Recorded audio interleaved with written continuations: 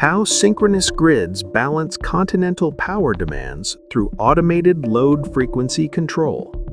Physics of instantaneous inertia.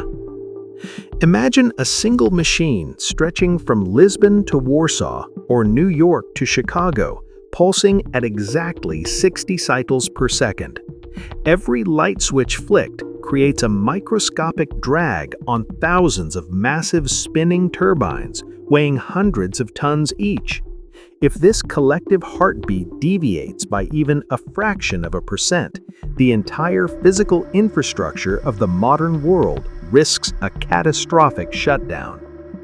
Synchronous grids rely on the physical momentum of rotating steel to provide a split-second buffer against sudden drops in power. This kinetic energy acts as the first line of defense, naturally slowing down to give automated systems time to react to consumption spikes. To comprehend the magnitude of this invisible balancing act, it is necessary to explore the intricate mechanical realities of electrical generation, the extreme engineering that keeps thousands of tons of metal suspended in perfect rotational harmony, the historical accidents that determined our current grid frequencies, and the modern digital solutions being developed to replace the fading mechanical momentum of the 20th century. The mechanical foundation of rotational momentum. In the realm of power systems, inertia is derived directly from Newton's second law of motion, which dictates that a force acting on a mass produces acceleration, or conversely, that an object in motion will remain in motion unless acted upon by an external force, such as friction. For the general public, this concept is most easily understood through the analogy of riding a bicycle. Once a bicycle is pedaled up to a cruising speed, the rider can stop pedaling and the bicycle will continue to coast forward along the road.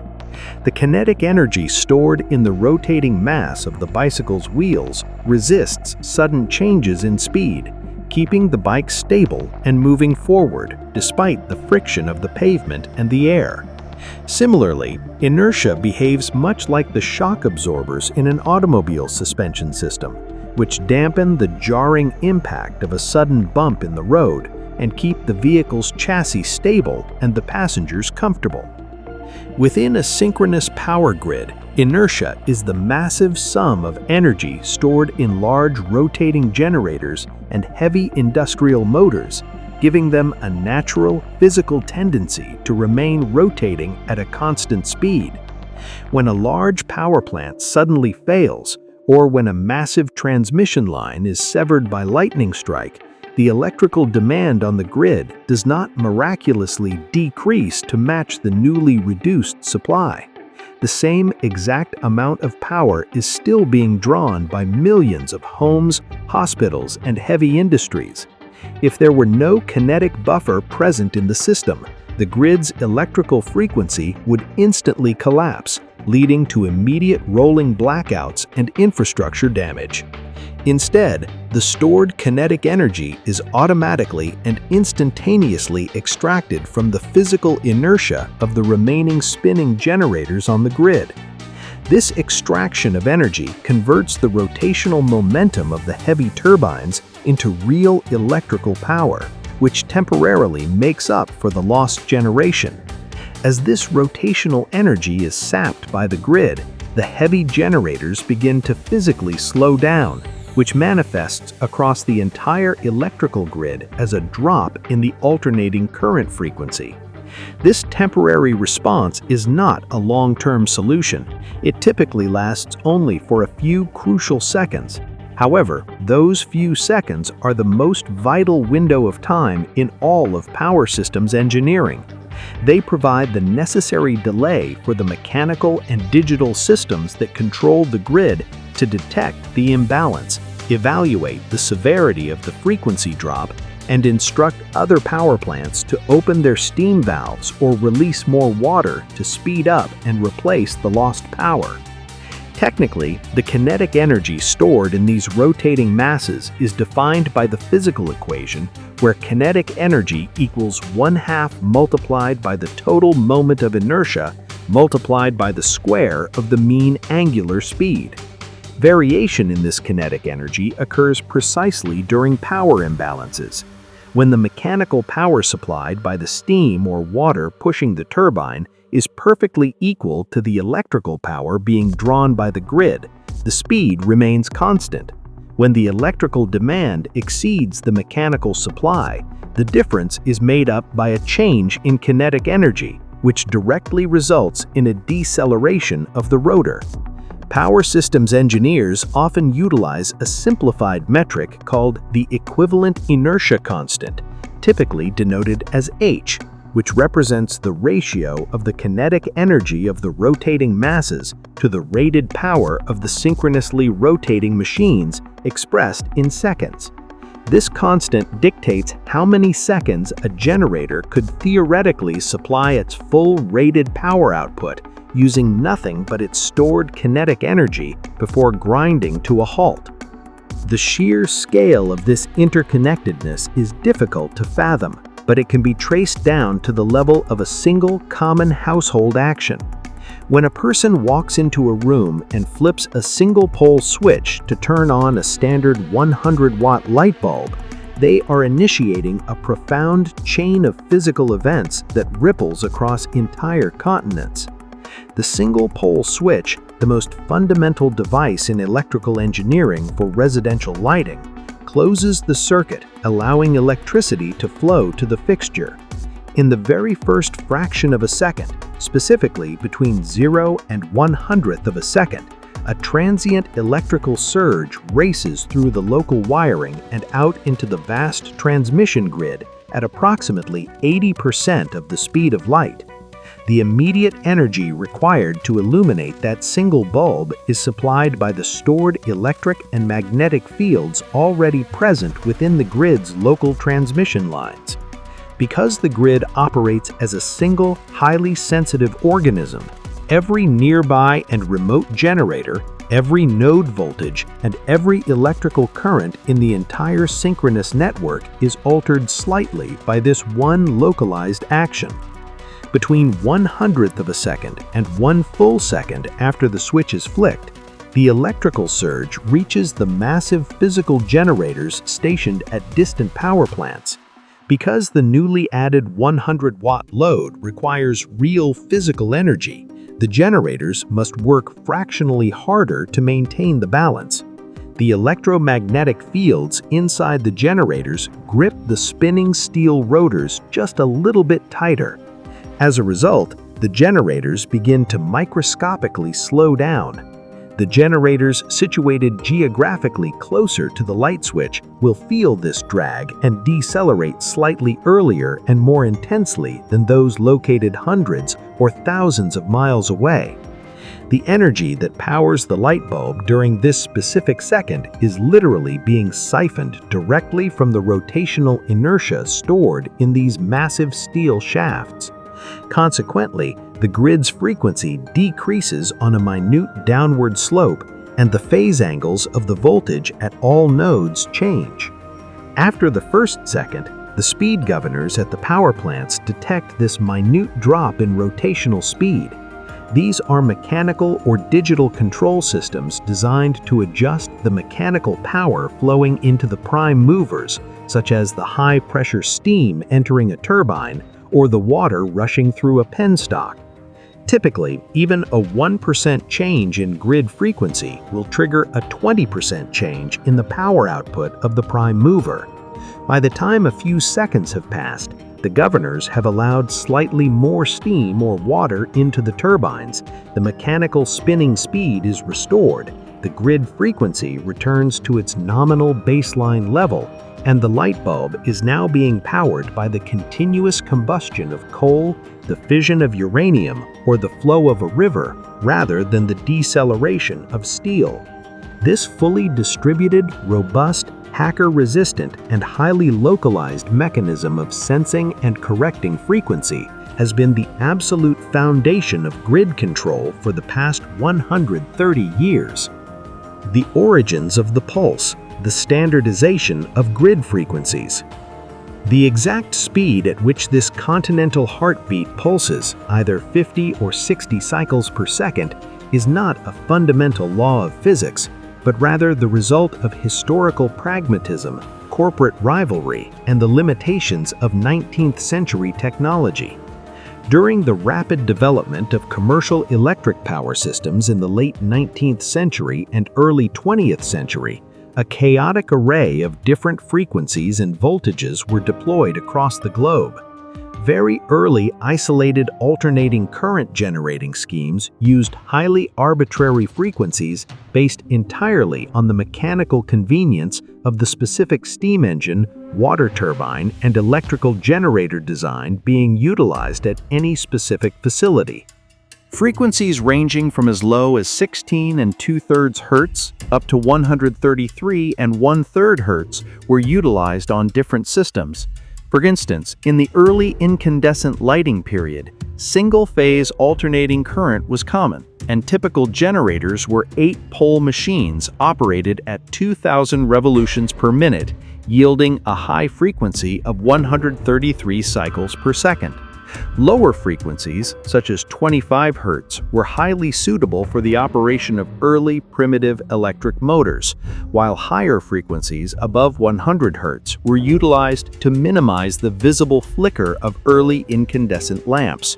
In 1895, the city of Coventry in England operated a highly unique 87 Hz single-phase distribution system that remained in active use until 1906. However, the necessity of interconnecting grids and standardizing equipment forced the industry to consolidate.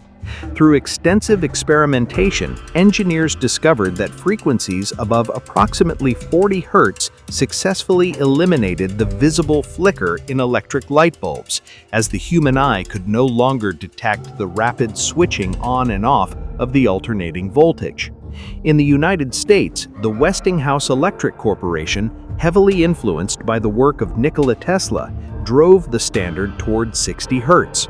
In 1890, Westinghouse determined that existing arc lighting equipment operated slightly better on 60 Hz, and crucially, Tesla's licensed induction motor required a lower frequency than the standard 133 Hz used for lighting at the time. While the General Electric Corporation initially built a generating project at Mill Creek in California using 50 Hz in 1893, they abandoned it and changed to 60 Hz just a year later to maintain market share and interoperate with the dominant Westinghouse standard. Conversely, the European continent moved toward a 50 Hz standard. The German company AEG, which historically descended from a company founded by Thomas Edison in Germany, built the first German generating facility to run at 50 Hz. Legend suggests that 50 was chosen because it was a more metric-friendly number than 60, fitting better with European numerical preferences. At the time, AEG held a virtual monopoly on electrical generation in the region, and their 50 Hz standard rapidly spread to the rest of Europe and subsequently to much of Asia and Africa. Today, both the 50 Hz and 60 Hz systems dominate the globe, with neither possessing an absolute inherent technical superiority over the other. 60 Hz systems tend to be marginally more efficient for longer distance transmission and are well suited for high power applications, while 50 Hz systems are slightly more suited for localized distribution. The divergence means that synchronous generators in North America must spin at exactly 3,600 revolutions per minute to maintain 60 Hz, while those in Europe spin at 3,000 revolutions per minute to maintain 50 Hz. This historical divergence is the reason international travelers must carry voltage and frequency adapters for their electronic devices today. The magnetic spring and the load angle. The mechanism by which a distant light switch can physically grab and slow down a spinning turbine shaft is rooted deeply in the physics of magnetic coupling and a concept known as the load angle. In a synchronous generator, the central rotating shaft, or rotor, acts as an incredibly powerful electromagnet spinning inside a stationary outer cylinder known as the stator. The spinning rotor projects a massive rotating magnetic field outward across a narrow air gap into the stator. The stator contains complex arrays of copper windings, and as the rotor's magnetic field sweeps past these stationary windings at high speed, it induces an alternating electrical current within them. This relationship, however, is not a simple one-way transfer of energy. When an electrical load is connected to the grid, current immediately begins to flow through the stator windings. According to the laws of electromagnetism, this flowing current creates its own distinct magnetic field inside the stationary stator. Suddenly, there are two massive distinct magnetic fields operating inside the generator simultaneously. The primary field created by the physical spinning of the rotor, and a secondary field created entirely by the electrical demand drawn through the stator. These two magnetic fields interact intensely with one another. Because opposite magnetic poles attract, the stator's magnetic field acts like an invisible, heavy brake on the spinning rotor. The strength of this braking force depends directly on the amount of electrical current flowing through the system. Therefore, the mechanical energy inputted by the steam or water must always perfectly equal the electrical energy being drawn out to maintain a constant rotational speed. In large commercial generators, these interacting magnetic forces can easily reach orders of 1,000,000 newtons, generating forces equivalent to those required to launch spacecraft. The physical relationship and spatial alignment between these two magnetic fields is defined by the load angle, which is sometimes referred to synonymously as the power angle. When the generator is spinning at synchronous speed but absolutely no electrical load is connected to the grid, the rotor's magnetic field and the stator's magnetic field are perfectly aligned in space, meaning the load angle is practically zero. However, as the electrical load increases across the grid, the stator's magnetic field intensifies and exerts a heavier drag, causing the physical position of the rotor to lag slightly behind the rotating magnetic field of the stator. This intricate interaction can be visualized as an imaginary magnetic spring physically connecting the spinning rotor to the stationary stator. As the electrical load increases, this magnetic spring is stretched tighter and tighter, increasing the load angle. The mechanical torque developed in the synchronous machine is directly proportional to the sine of this load angle. As the load angle increases, the generator automatically pushes more power into the grid to meet the rising demand. However, this invisible magnetic spring has absolute physical limits. The theoretical maximum power output of the generator occurs when the load angle is stretched to exactly 90 degrees. If the electrical demand on the grid continues to pull relentlessly on the generator and the load angle is forced beyond this 90-degree threshold, the magnetic spring violently snaps. The rotor loses its magnetic grip on the stator, resulting in a catastrophic phenomenon known as a loss of synchronism, or slipping a pole. If a massive generator slips a pole, its rotation becomes dangerously out of phase with the alternating current of the entire continental grid. The immense mechanical and electrical forces involved will violently tear the generator apart, completely destroying multi-million-dollar equipment in a matter of milliseconds. To prevent this catastrophic failure, power grids are strictly monitored to ensure that generators continuously operate with load angles well below the 90-degree threshold, maintaining a safe and stable margin that provides an adequate buffer for sudden system disturbances. Inside the belly of the beast, the anatomy of steam turbines. Providing the monumental kinetic energy required to stabilize an entire continental grid necessitates machinery of incomprehensible scale and uncompromising material engineering. The primary sources of synchronous inertia on the modern power grid are the enormous steam turbines found in nuclear, coal, and natural gas power plants. The engineering involved in creating these grid titans pushes the very absolute boundaries of metallurgy and material science. A modern steam turbine used in a 1,000 megawatt nuclear or coal power plant is a marvel of heavy industry. For instance, the Siemens SST9000 series, designed specifically for advanced pressurized water reactors in massive nuclear power plants, covers a power output range from 1,000 up to 1,900 megawatts.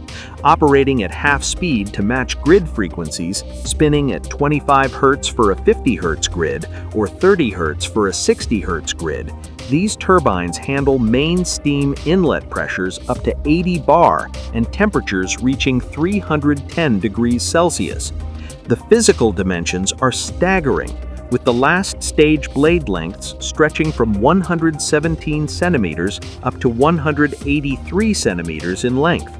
Similarly, the SST6000 series, utilized in highly efficient steam power plants up to 1,200 megawatts, showcase extraordinary structural engineering.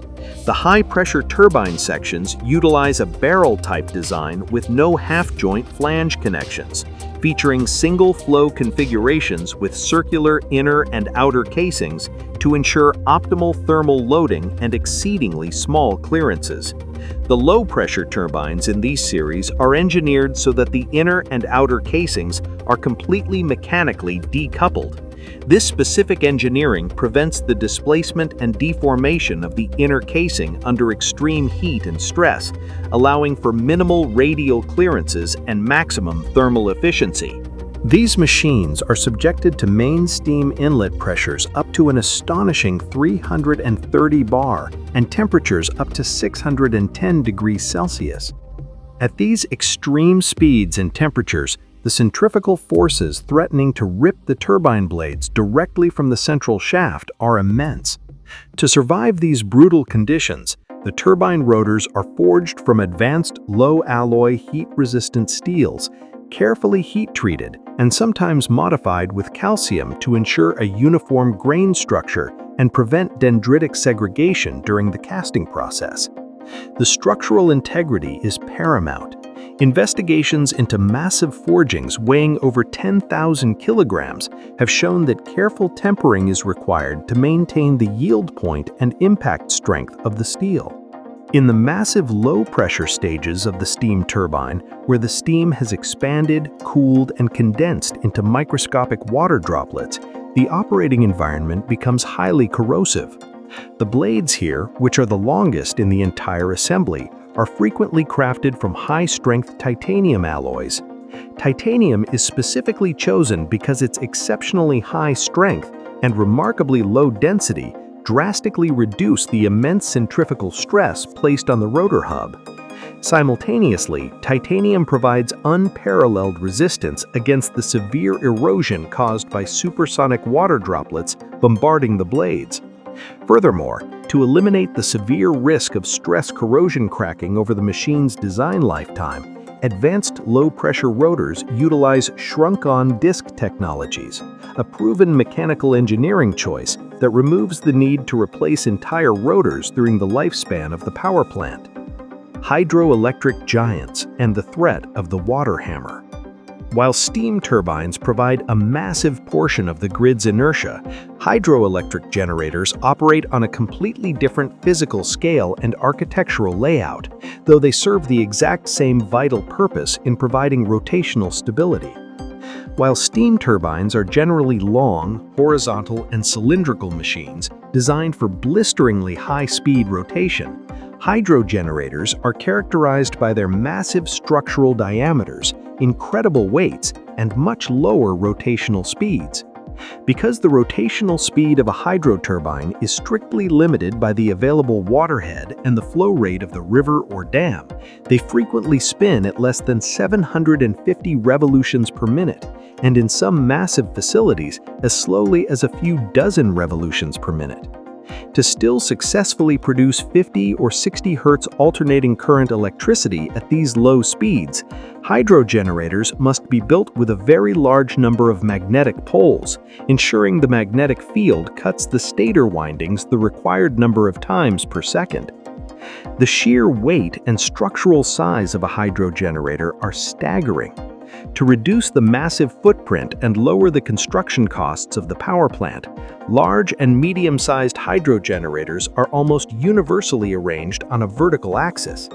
They are generally divided into suspended types, where the massive thrust bearing is installed in the upper frame of the rotor, and umbrella types, where the thrust bearing is installed below the rotor to lower the unit's height and save on steel structural costs. This immense weight and structural scale is not merely a byproduct of the low speed, it is an absolute critical engineering requirement for the safety of the dam itself. During an emergency event known as a load rejection, where the generator is suddenly and unexpectedly disconnected from the power grid due to a fault, the massive flow of pressurized water pushing the turbine must be halted. However, millions of gallons of moving water cannot be stopped instantaneously. If the mechanical guide vanes were to slam shut immediately, the immense kinetic momentum of the water rushing through the penstock would create a catastrophic high-pressure shock wave known as a water hammer. A severe water hammer possesses enough physical force to literally burst the massive steel pipes of the dam, leading to catastrophic structural failure and flooding. Therefore, the water valves must be closed slowly and carefully over a period of many seconds. During this extended closing time, high-pressure water is still actively pushing the turbine blades, but because the electrical load has vanished, the turbine has no resistance and will rapidly accelerate. To prevent the generator from spinning completely out of control, flying apart under centrifugal force and destroying the powerhouse during this emergency shutdown phase, the hydro rotor must possess an incredibly large physical mass and inherent inertia. This massive weight acts as a mechanical sponge, safely absorbing the excess mechanical energy of the water while the valves slowly close. Thus, the immense rotational kinetic energy of a hydro dam is both a vital stabilizing force for the continental electrical grid and an absolute self-preservation mechanism for the dam itself. Extreme engineering, jacking oil, and hydrogen cooling. Keeping a 500-ton piece of steel spinning smoothly at thousands of revolutions per minute for decades on end requires highly specialized auxiliary systems that are as complex and heavily engineered as the turbines themselves. One of the primary engineering challenges is bearing lubrication and the management of extreme friction. When a heavy turbine shaft is perfectly at rest during a plant shutdown, its sheer immense weight physically squeezes the lubricating oil completely out from underneath it, resulting in the steel shaft resting directly on the metal bearing surfaces. If the plant operators were simply to open the steam valves and begin rotating the massive shaft from a dead stop, the resulting dry metal-to-metal friction would instantaneously destroy the delicate bearing surfaces, requiring months of costly repairs. To safely circumvent this, power plants utilize specialized high-pressure jacking oil pumps. Before the heavy turbine is ever allowed to turn, these dedicated pumps inject a highly specialized lubricating oil at immense pressures, frequently around 6.9 megapascals, directly into the bottom clearance of the bearings. This extreme fluid pressure acts as a powerful hydraulic lift, physically jacking the massive 500-ton shaft a few hundredths of a millimeter into the air, allowing it to literally float on a micro-thin, high-pressure film of oil. Only after the shaft is fully levitated can the mechanical turning gears begin to slowly rotate the shaft at low speeds. This slow rotation is essential to ensure the shaft does not thermally warp or permanently bow under its own immense weight while waiting for the introduction of high-pressure steam. Once the turbine achieves a sufficiently high rotational speed, the spinning shaft naturally acts as its own pump, continuously drawing oil underneath it to maintain the protective fluid wedge dynamically, entirely without the need for the high-pressure jacking pumps. Another critical aspect of extreme generator engineering is thermal management and aerodynamics. As the massive rotor's magnetic fields interact with the stator, massive amounts of electrical resistance and magnetic eddy currents generate intense damaging heat. Furthermore, the physical rotation of a massive textured rotor churning through the atmospheric air inside the generator casing creates severe aerodynamic drag known as windage loss. This windage severely saps the efficiency of the power plant and generates deafening acoustic noise. To solve this critical aerodynamic and thermal problem, the internal atmosphere of the largest synchronous generators is completely purged of normal atmospheric air and replaced entirely with pure hydrogen gas. Hydrogen is specifically chosen because its physical density is roughly 1/14 of that of atmospheric air at the same temperature and pressure. Spinning the massive steel rotor through a low-density hydrogen atmosphere instead of dense air drastically reduces the windage friction and the acoustic noise, allowing the machine to operate significantly more smoothly and efficiently.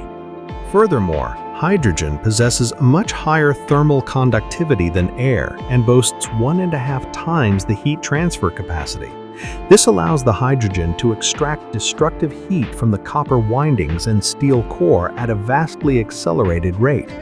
The heated hydrogen gas is then continuously circulated by internal blowers and fans over cooling coils located inside the sealed casing, where oil or water safely carries the heat away. Implementing a hydrogen cooling system is so incredibly effective that it can increase the total electrical capacity of an alternator by up to 25% without increasing its physical footprint, while simultaneously increasing the full load efficiency by a full percent. Furthermore, hydrogen eliminates the risk of corona discharge within the generator, which in an air-cooled machine would produce destructive ozone and nitric acid that degrades the electrical insulation. However, hydrogen is notoriously volatile and highly explosive when mixed with atmospheric oxygen. An explosion can occur if the mixture contains anywhere from 6% to 71% hydrogen in air. To operate safely above this combustible limit, large turbo alternators maintain a strict non-combustible ratio of 90% hydrogen to 10% air. To prevent catastrophic detonations inside the turbine hull, the generator casings must be built to exacting, heavy, explosion-proof standards. They utilize complex, specialized oil-sealed, gas-tight glands on the spinning shafts to ensure that the highly pressurized hydrogen cannot leak out into the plant, and equally importantly, that atmospheric oxygen cannot seep in. Because the sealing oil naturally absorbs both leaking hydrogen and intruding air, the oil itself must be continuously and rigorously purified in a dedicated external system. The sensory reality of the turbine hall. For the plant operators, maintenance crews, and engineers standing inside the cavernous turbine hall of a major power generation facility, the health of the Continental electrical grid is not an abstract mathematical concept plotted on a control room screen. It is a profoundly physical, acoustic, and sensory experience. The electrical frequency of the Continental grid dictates the exact physical rotational speed of the synchronous machines. If the grid frequency begins to deviate due to a massive loss of generation elsewhere in the country, the turbines in the hall will physically strain and groan as they attempt to compensate. Under normal, healthy grid conditions, the acoustic hum of a turbine hall is deafening but steady and predictable. But when a major grid imbalance occurs, the acoustic and vibrational profile of the massive machinery shifts drastically and dangerously. Severe frequency deviations can rapidly push the heavy rotating equipment into dangerous mechanical resonance zones. Turbine manufacturers painstakingly design their multi-million-dollar rotors and blades so that their natural resonant frequencies fall far outside the normal 50 or 60 Hz operating bands. However, if a severe grid disturbance causes the frequency to drop by 5% or more, the physical rotational speed of the machine may perfectly align with the natural resonant frequency of the steel shaft or the long titanium blades. When this resonance occurs, microscopic vibrations can amplify violently. In the turbine hall, this may manifest as a sudden, intense low-frequency rumble, a turbulent buffeting sound, or an ear-piercing tonal noise echoing violently off the concrete walls, sometimes exceeding 100 to 105 decibels. High vibrations are incredibly dangerous.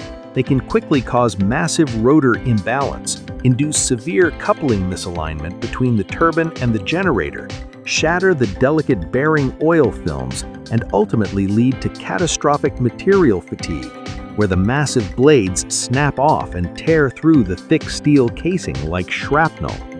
To monitor these microscopic physical threats, plants employ highly sophisticated continuous digital monitoring systems, such as advanced torsional vibration advisors, valve actuator monitors, and proximity probes. These systems analyze the health of the entire shaft line in real time, detecting microscopic flexes, axial shifts, and radial stresses that are entirely invisible to the naked eye. Plant operators rigorously monitor vibration levels, ensuring they remain strictly below the 7.1 mm per second threshold dictated by ISO 10816 standards to avoid catastrophic bearing damage. If the grid frequency drops too severely, or if the internal vibrations suddenly exceed these strict safety tolerances, automated protection systems will violently slam the main steam stop valves shut and sever the generator from the grid to save the machine, a process known as tripping the plant. While tripping successfully saves the multi-million-dollar turbine from total mechanical destruction, it instantaneously removes hundreds of megawatts of power from a grid that is already starving for energy, potentially cascading a localized failure into a devastating continental blackout. Bringing the Titans online: startup and grid synchronization. Because of the massive physical forces, extreme temperatures, and tight clearances involved, starting up a 1,000-megawatt steam turbine and synchronizing it to the grid is a remarkably slow, delicate, and meticulously calculated process. A massive turbine cannot simply be turned on like a light switch. The startup sequence is strictly governed by the casing and rotor temperatures, which are dictated by how long the plant has been offline. If the turbine has been shut down for a short period, less than 16 hours, it retains massive amounts of heat, qualifying for a hot start, which may take as little as 10 minutes of careful ramp-up time. If it has been offline between 16 and 40 hours, it requires a warm start of approximately 42 minutes.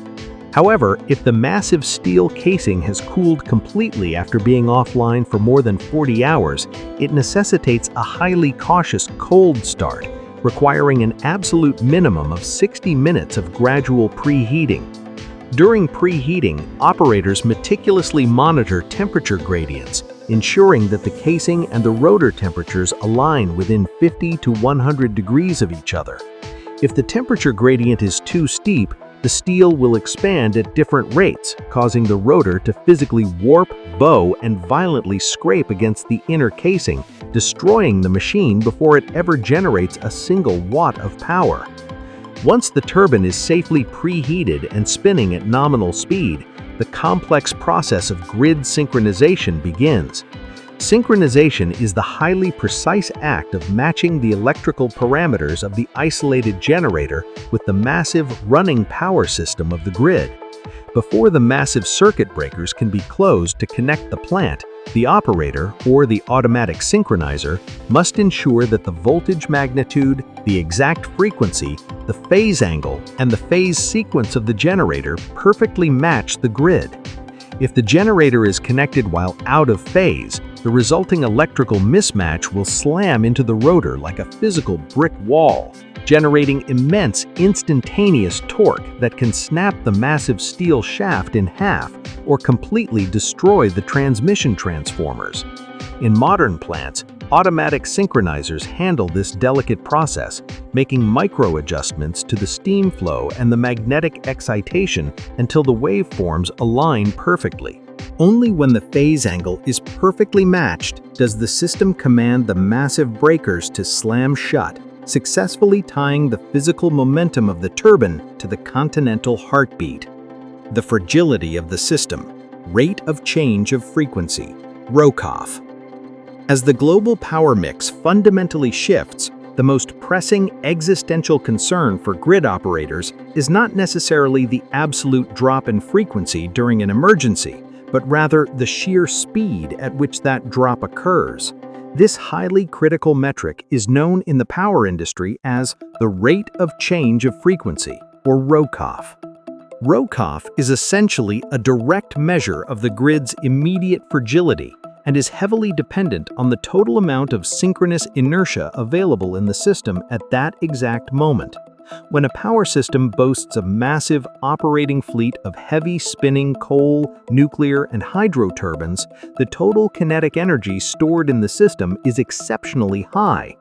If a major power plant suddenly fails in this high inertia system, the immense stored kinetic energy distributed across the entire network immediately absorbs the blow, causing the grid frequency to decline on a very slow, manageable, shallow slope.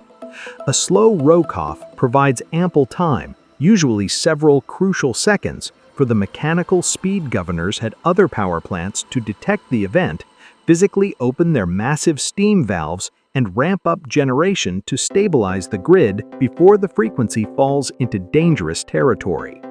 However, if the total system inertia is low, this kinetic buffer is dangerously thin.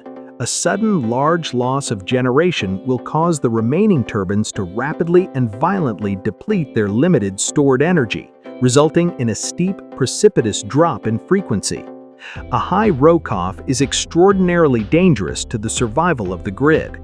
If the frequency plummets too quickly, the physical mechanical governors and steam valves simply cannot open fast enough to arrest the fall, as the laws of fluid dynamics dictate how quickly steam or water can be accelerated.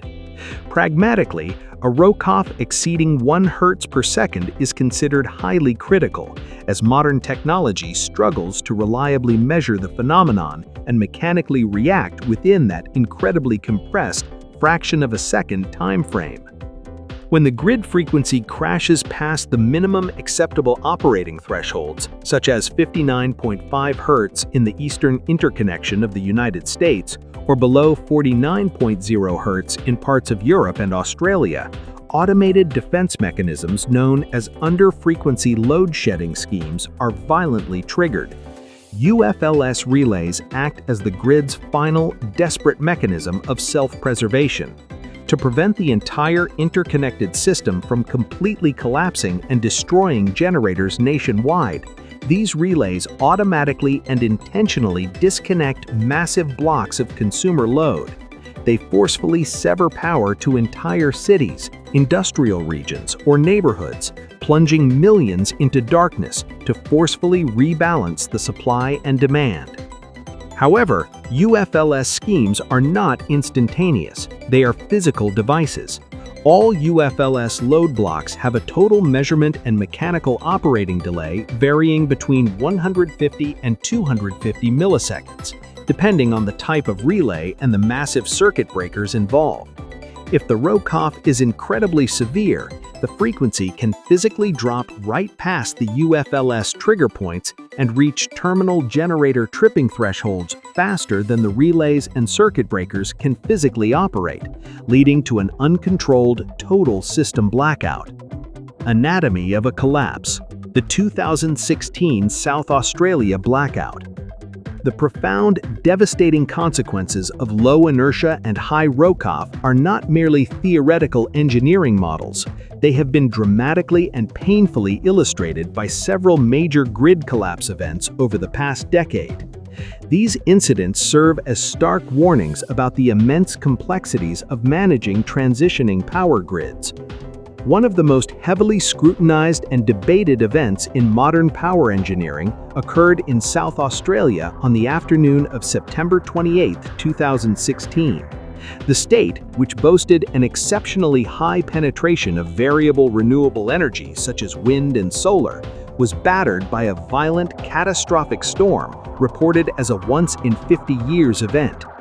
Gale force and storm force winds, alongside at least 2 confirmed tornadoes, tore through the region, accompanied by an astonishing 80,000 lightning strikes.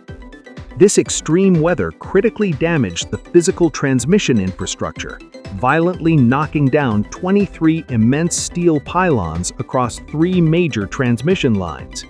As the high-voltage transmission lines crashed to the earth and short-circuited, the grid experienced a rapid series of severe voltage dips. The automated protection systems on several large wind farms detecting these extreme repeated voltage irregularities and attempting to protect their sensitive internal power electronics systematically disconnected the turbines from the grid.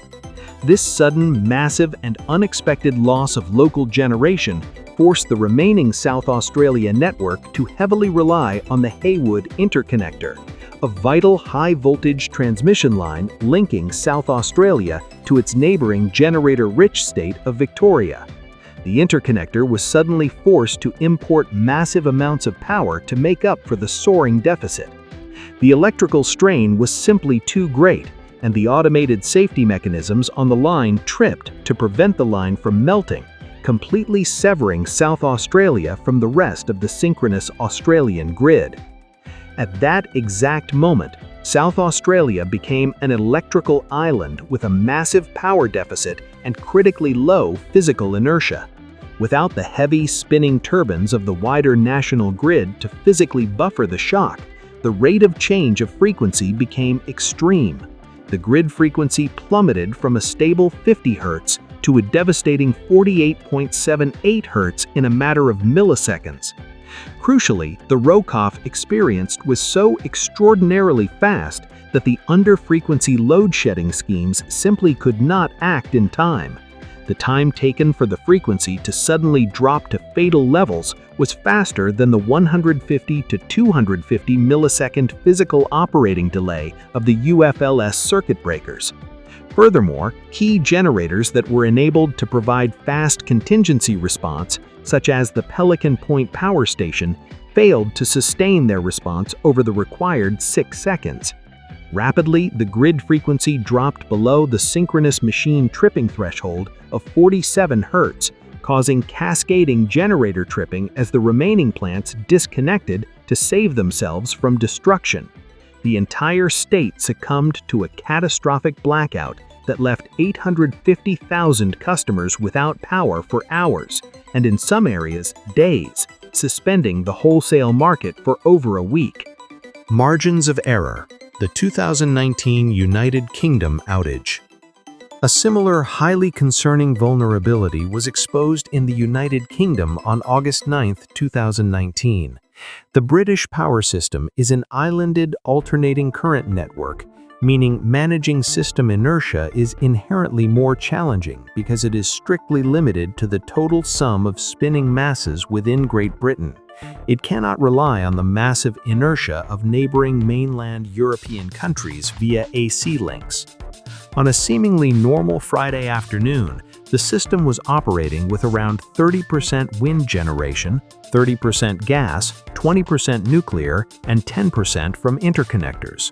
At 4:52 p.m., a lightning strike hit a major transmission circuit near Cambridge. The grid's protection systems operated perfectly, clearing the lightning fault in under a tenth of a second.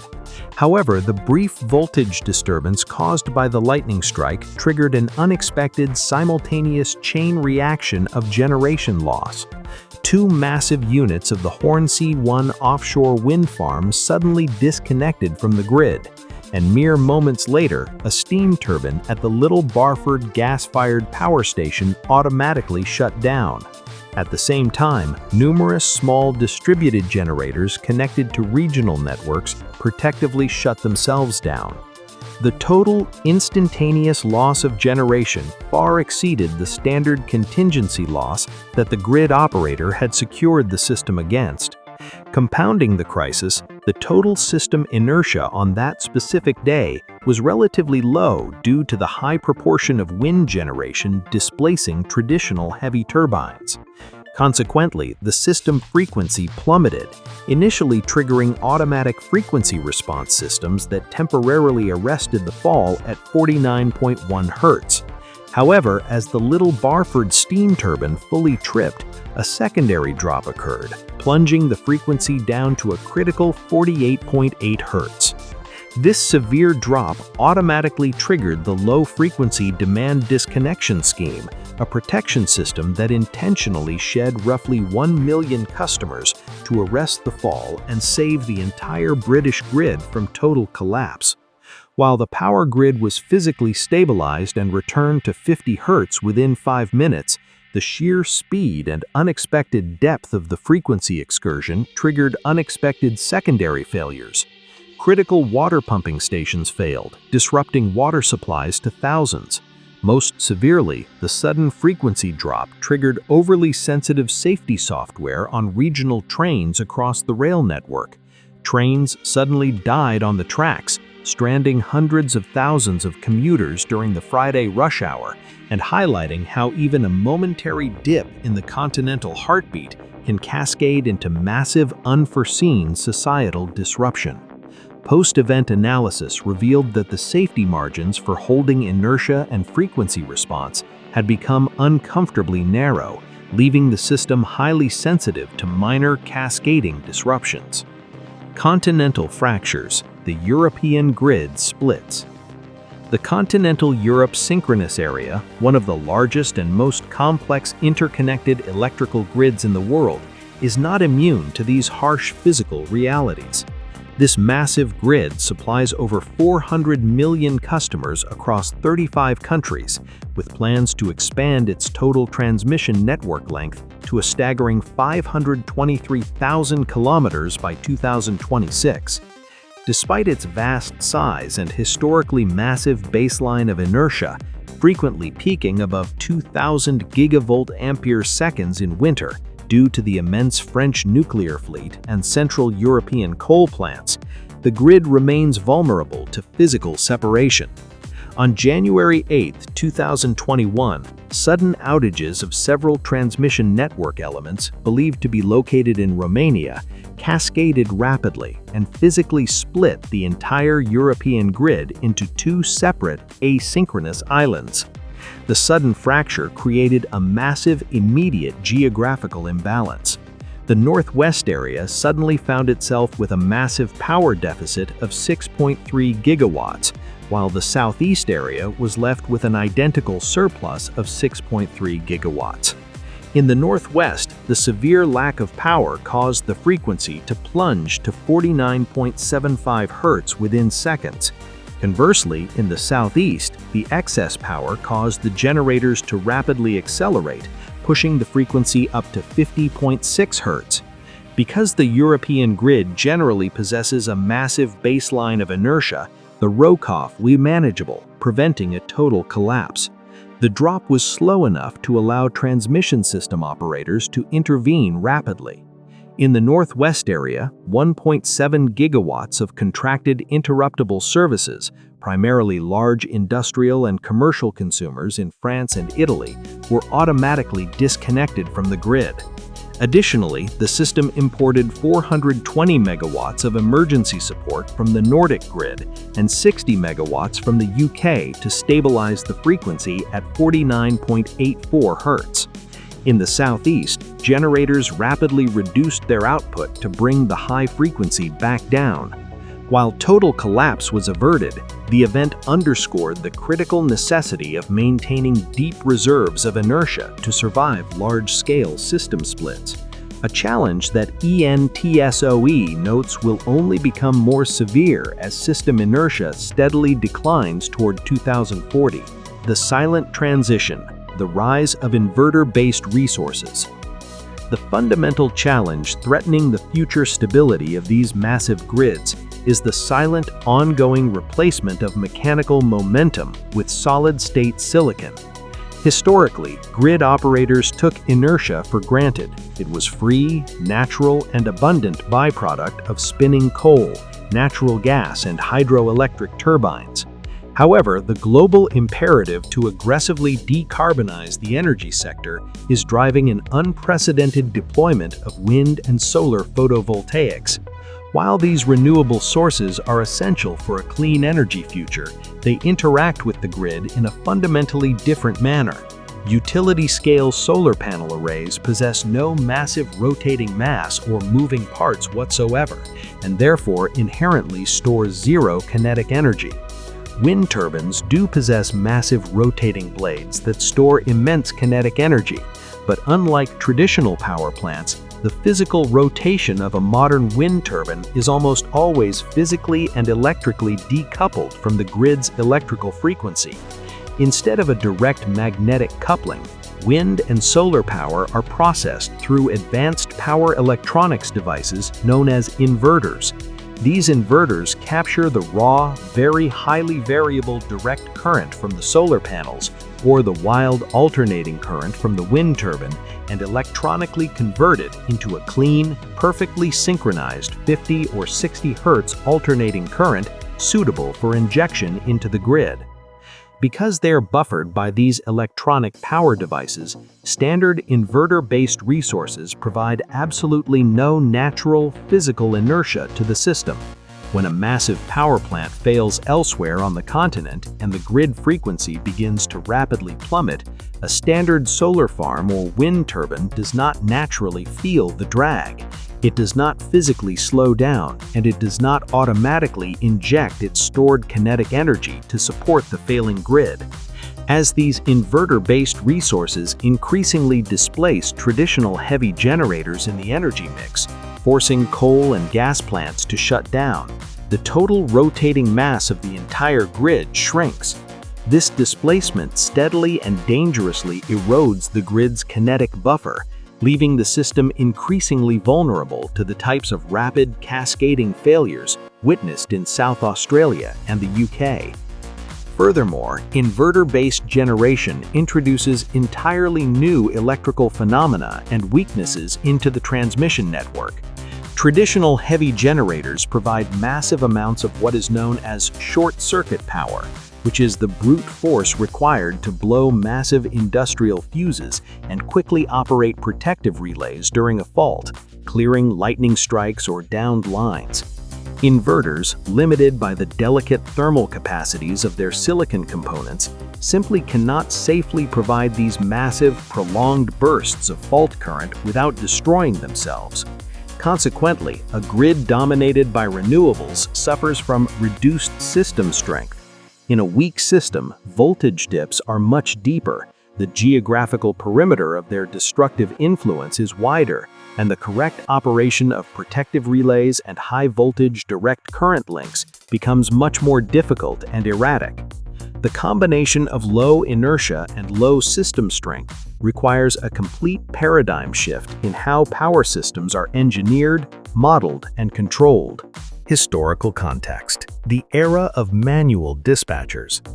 To fully appreciate the sophistication of modern automated load frequency control, it is essential to trace its historical evolution back to the early days of electrification. During the 1920s and 1930s, the responsibility of maintaining the delicate balance between generation and load rested entirely on the shoulders of human operators known as load dispatchers. The control mechanisms of this era were completely reliant on human perception, manual calculation, and physical intervention. In pioneering facilities like the Los Angeles Bureau of Power and Light, which was one of the largest city-owned systems in the United States at the time, the load dispatcher's office served as the absolute nerve center of the power system. Operating 24 hours a day, these human operators sat in front of massive control boards and charts that resembled the complex traffic maps of a sprawling railroad system. Their job required extreme vigilance and an intimate understanding of the physical water and fuel systems feeding their generators. Under the supervision of chief dispatchers like P.J. Vogel, operators monitored the flow of water in aqueducts, calculated the available power from hydroelectric plants based on reservoir elevations, and manually dispatched generation schedules to various powerhouses scattered across the region. When the load on the system fluctuated, one specific generating unit within the network was typically designated as the regulating unit. The operators stationed in the powerhouse would literally stare at a physical frequency dial.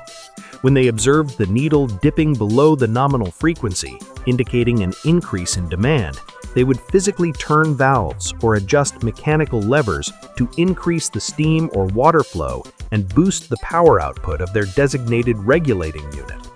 The remaining units in the system were controlled with a basic speed droop mechanism to simply share the base load in proportion to their individual ratings. Communication between the central load dispatcher and the individual power plants relied heavily on telephone lines and early radio systems, introducing massive amounts of human latency into the control loop. The dispatchers had to continuously initiate communications, issue verbal orders, and manually coordinate the connection and disconnection of loads and equipment. Interestingly, during the 1940s, the advent of portable radios like the SCR-536 walkie-talkie, which featured early automatic frequency control for radio waves, highlighted the growing need for automated communication and coordination in complex operations, a concept that would eventually bleed into power system management. Another fascinating example of early power management can be found in the electrification of the Pennsylvania Railroad in the 1920s and 1930s.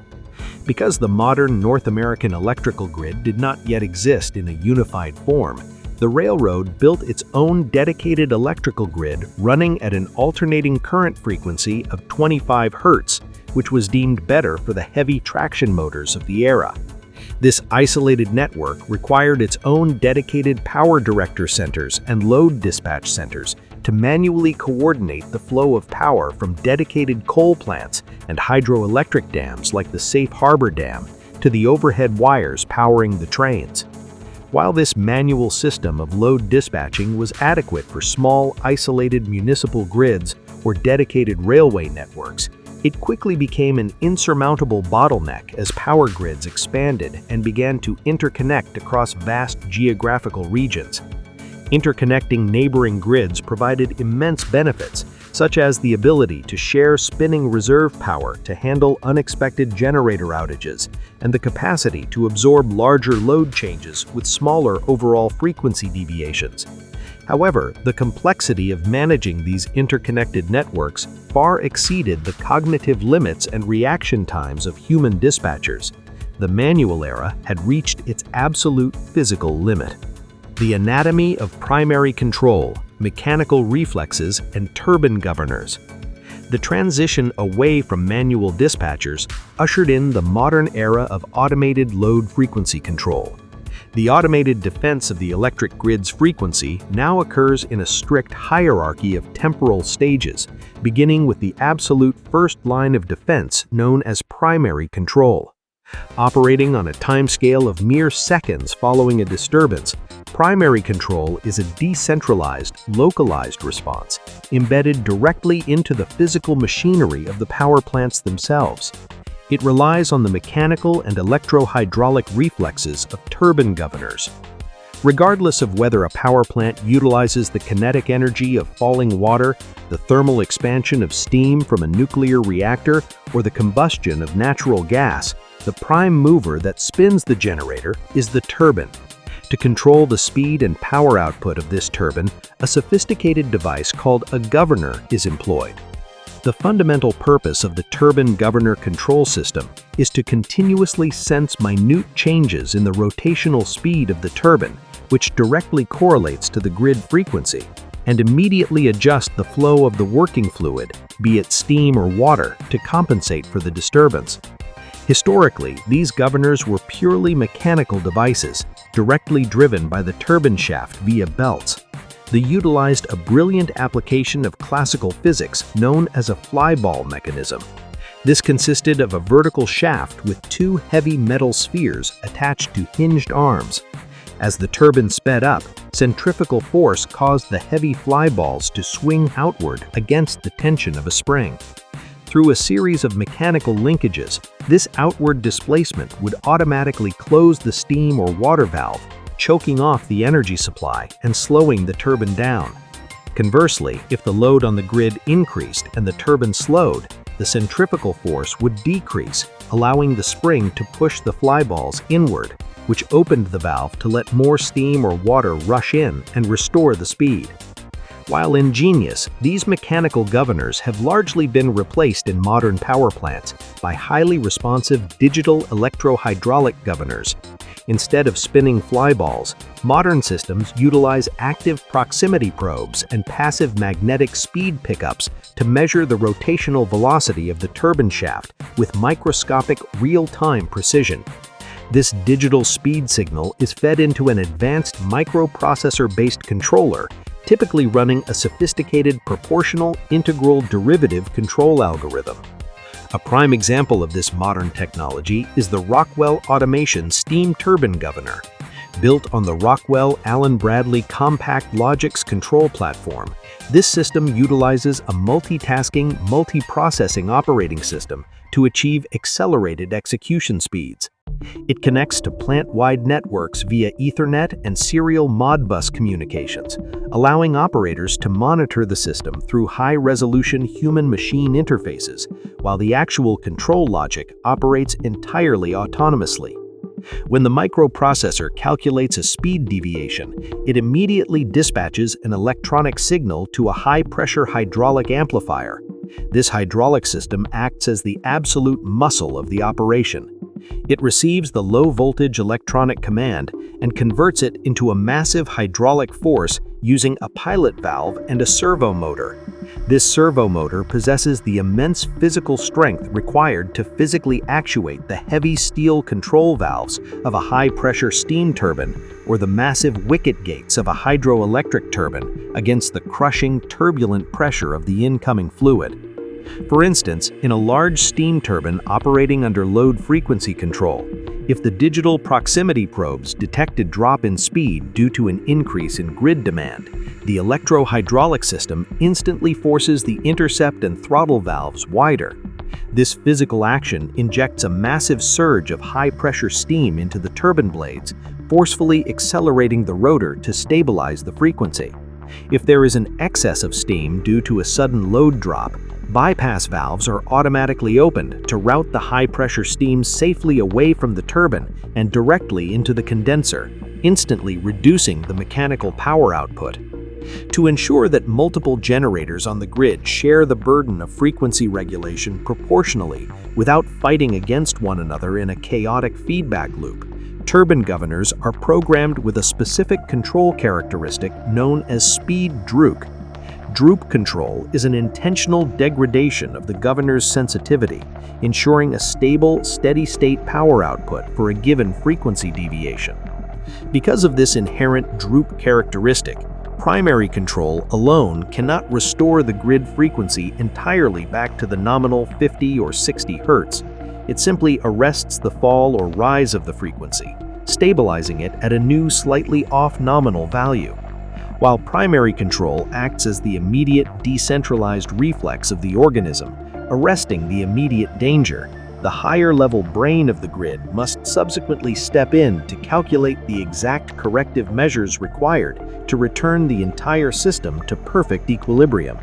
Secondary control and the mathematics of area control error.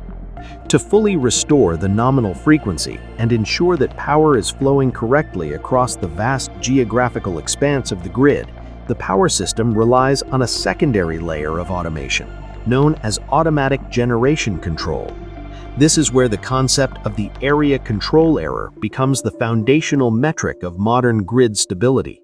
A continent-spanning electrical grid is not managed from a single, omnipotent, centralized control room. Instead, it is divided into numerous interconnected geographical zones known as balancing authorities or control areas. Each balancing authority is solely responsible for balancing the electrical supply and demand within its own specific boundaries, while simultaneously maintaining scheduled power exchanges with its neighboring areas over high-voltage transmission lines called tie lines. The primary metric used to determine if a specific balancing authority is fulfilling its obligations to the broader grid is the area control error. The ACE is a continuous mathematical calculation that measures the exact discrepancy between the scheduled power flows and the actual power flows across the area's boundaries, while crucially also factoring in the area's responsibility to support the overall grid frequency.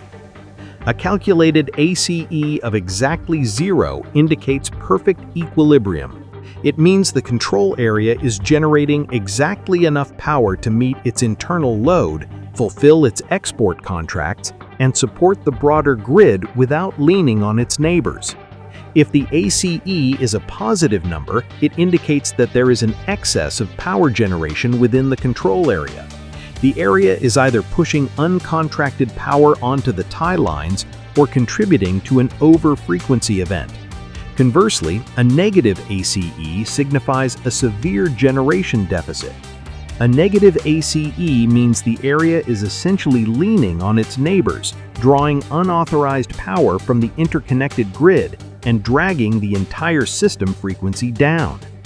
The entire objective of the centralized automatic generation control system within a balancing authority is to continuously drive its area control error back to absolute 0.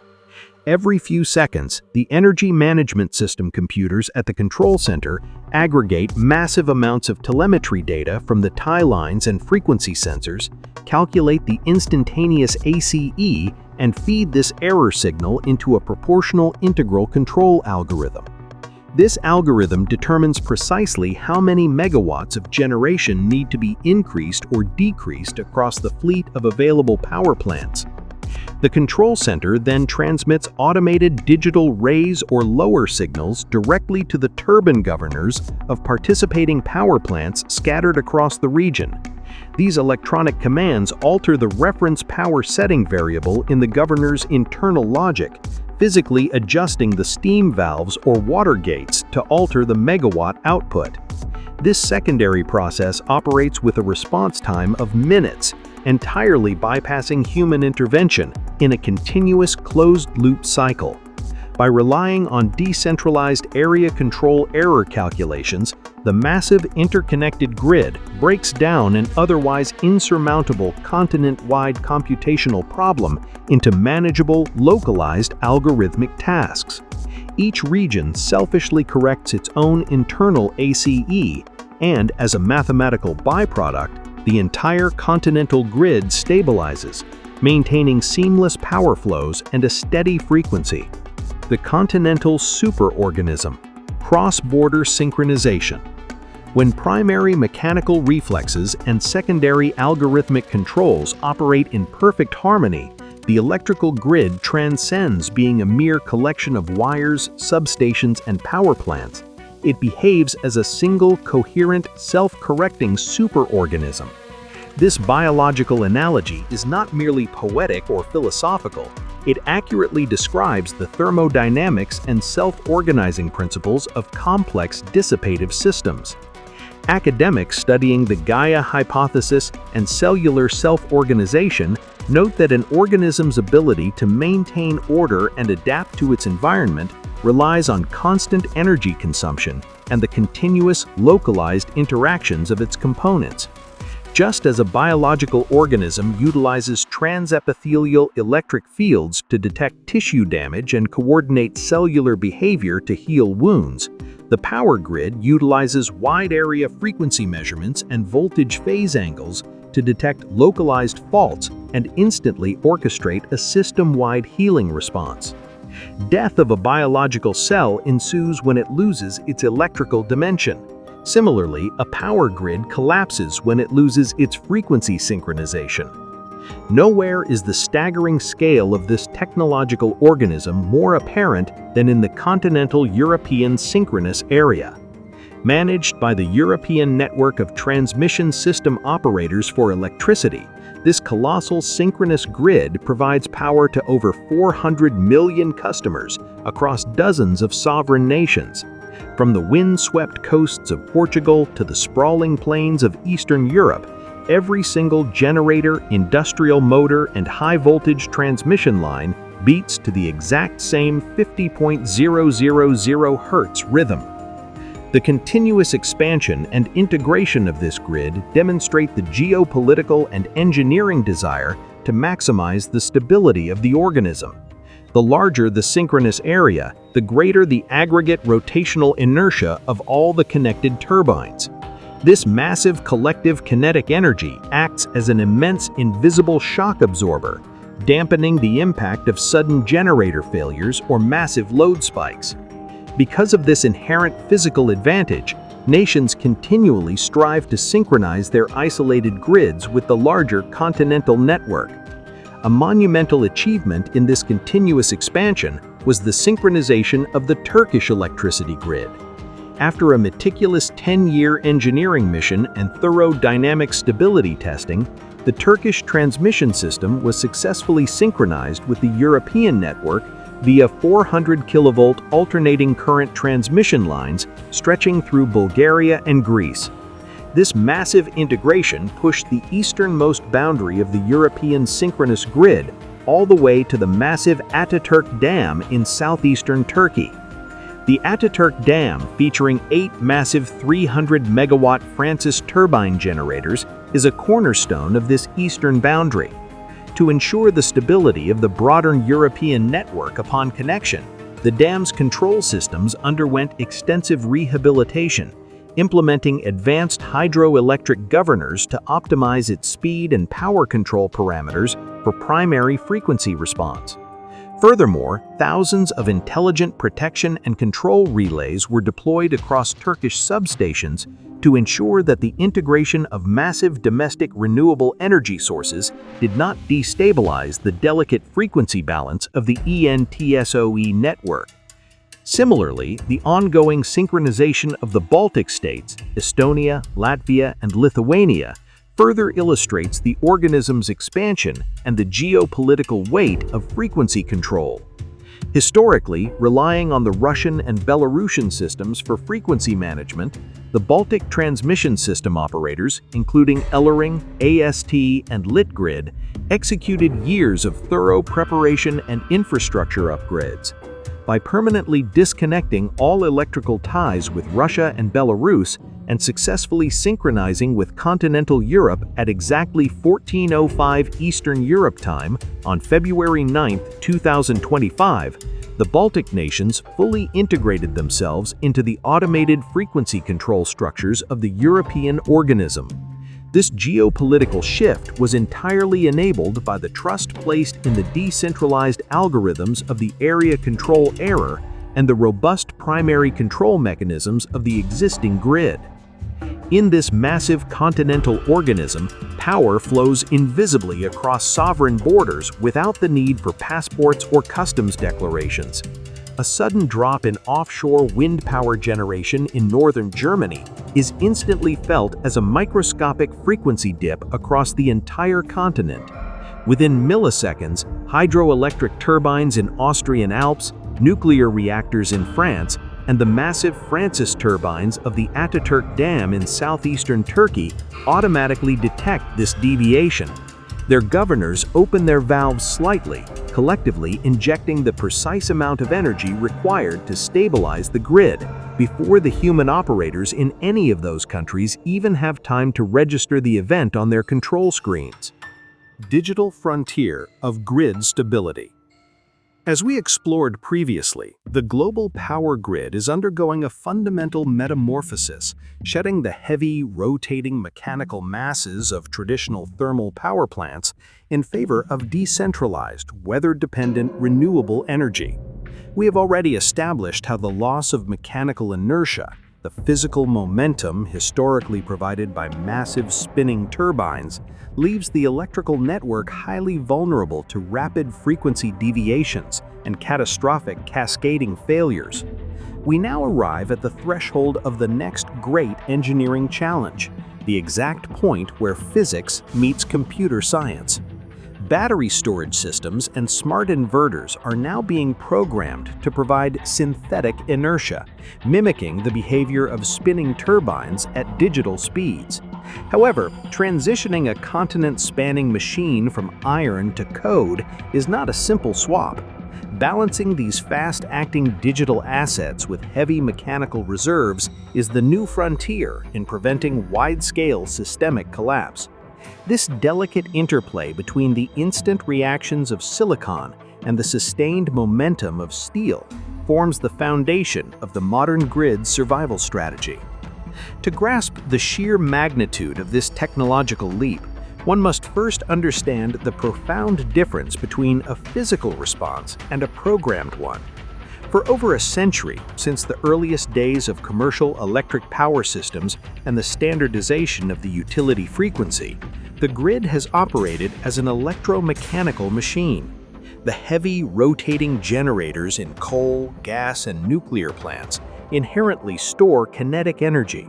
When a disturbance occurs, such as a major transmission line tripping or a large power plant suddenly failing, the remaining spinning turbines across the network naturally push back against the resulting drop in system frequency. This resistance is not a conscious decision, it is an immutable law of physics. The massive rotors possess a tendency to remain in motion, acting as giant shock absorbers that buy the grid operator precious time, typically seconds to minutes, to activate other stabilizing services and restore balance. Synthetic inertia, conversely, is an entirely manufactured phenomenon. It is an advanced inverter control function that mimics this mechanical momentum by injecting or absorbing active power in direct proportion to the rate of change of frequency, a metric engineers refer to as RoCoF. Because a battery energy storage system or a solar farm has no heavy moving parts, the provision of this emulated inertia is achieved exclusively through highly sophisticated control algorithms that dynamically modulate the output of the facility's power electronics. These algorithms constantly monitor the grid's electrical frequency using high-resolution sensors.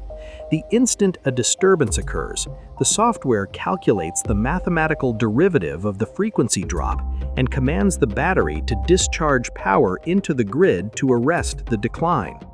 The primary advantage of this digital emulation is its unparalleled blistering velocity. Mechanical systems are inherently bound by the physical limitations of the material universe. Even the most advanced steam valves and governors require critical seconds to open, allow steam to flow, and physically force a massive metal turbine to increase its rotational speed. Battery energy storage systems, utilizing advanced solid-state power electronics, operate in the domain of milliseconds. This near-instantaneous reaction time allows digital assets to smooth out frequency ramps far more aggressively and precisely than their mechanical predecessors ever could.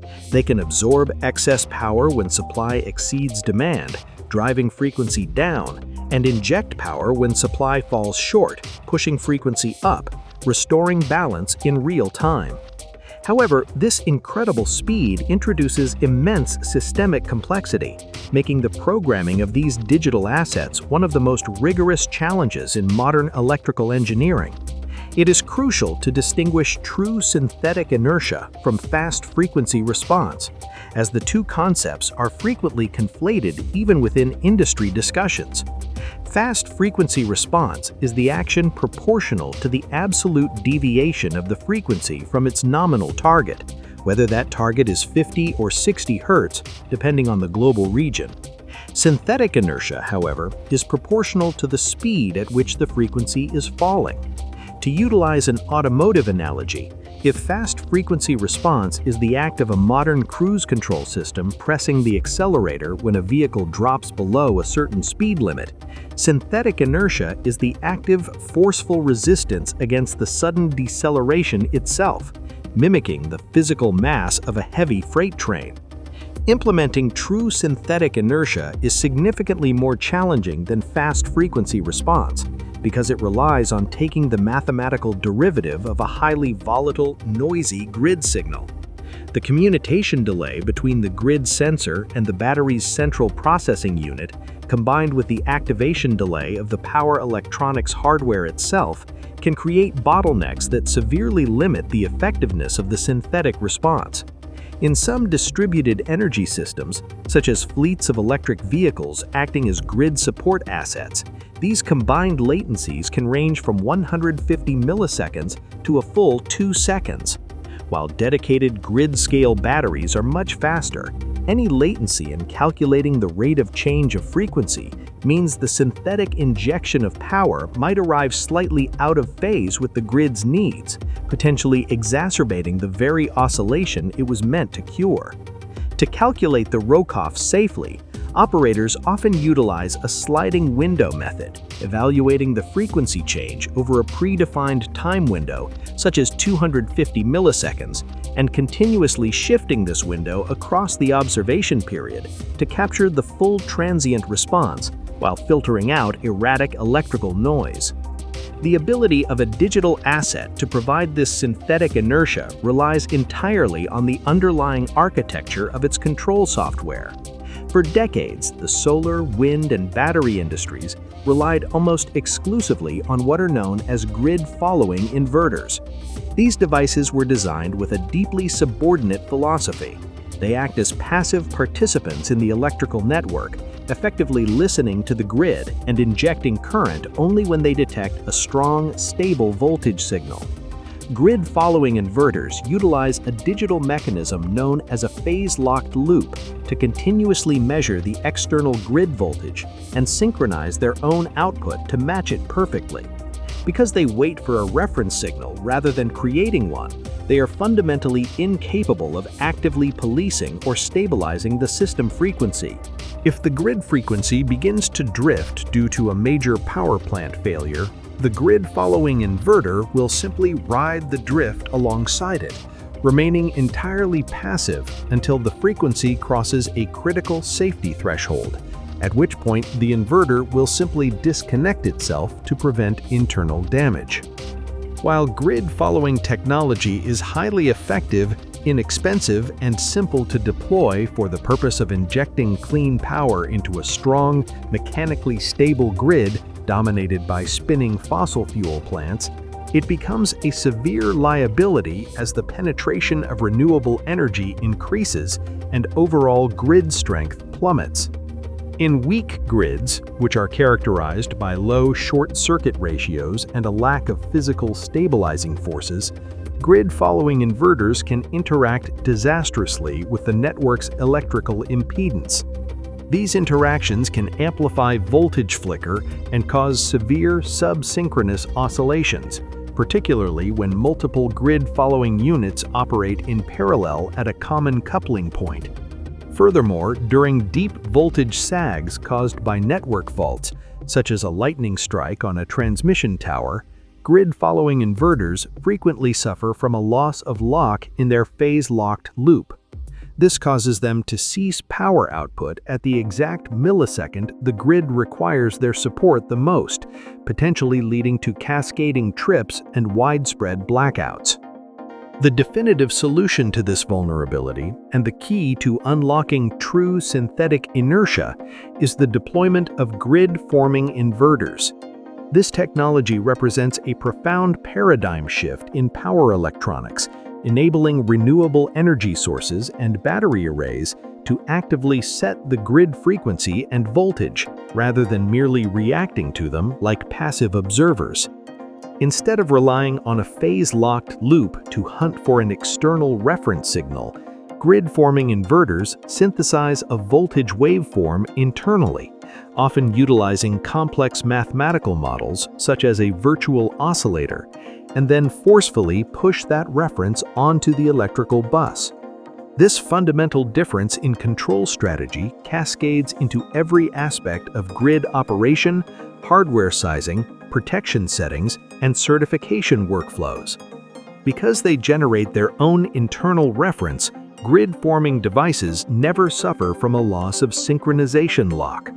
They can react within milliseconds when transmission line conditions change, holding service steady in localized microgrids or on severely weakened transmission feeders. Grid-forming inverters essentially behave as highly controlled digital voltage sources, operating much like virtual synchronous machines. The physics underlying this emulation are fascinating. If the broader grid frequency suddenly increases or decreases relative to the grid-forming inverter's own internal frequency clock, the laws of physics dictate an immediate, automatic, active power transfer that is directly proportional to the phase angle between the two voltage sources. This inherent automatic response is precisely what enables grid-forming inverters to provide true synthetic inertia and primary frequency regulation without the need for additional external control governors or communication signals from a central dispatch center. Carefully chosen analogies are essential to grasp how these grid-forming systems interact with the broader network. One can visualize the process using the analogy of communicating vessels, a system of interconnected tanks of water. If one tank, representing a power plant, suddenly drains, the water level, representing the system voltage and frequency, across the entire interconnected system begins to drop. A grid-following inverter is like a pump that only operates if the water is at a specific, perfect level. If the level drops, it shuts off. A grid-forming inverter, however, acts like an active, intelligent reservoir that immediately senses the change in pressure and autonomously opens its valves, pouring its stored energy into the network to stabilize the water level before the entire system runs dry.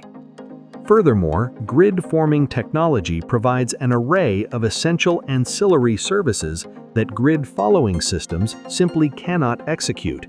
Perhaps most critically, they enable black start capabilities.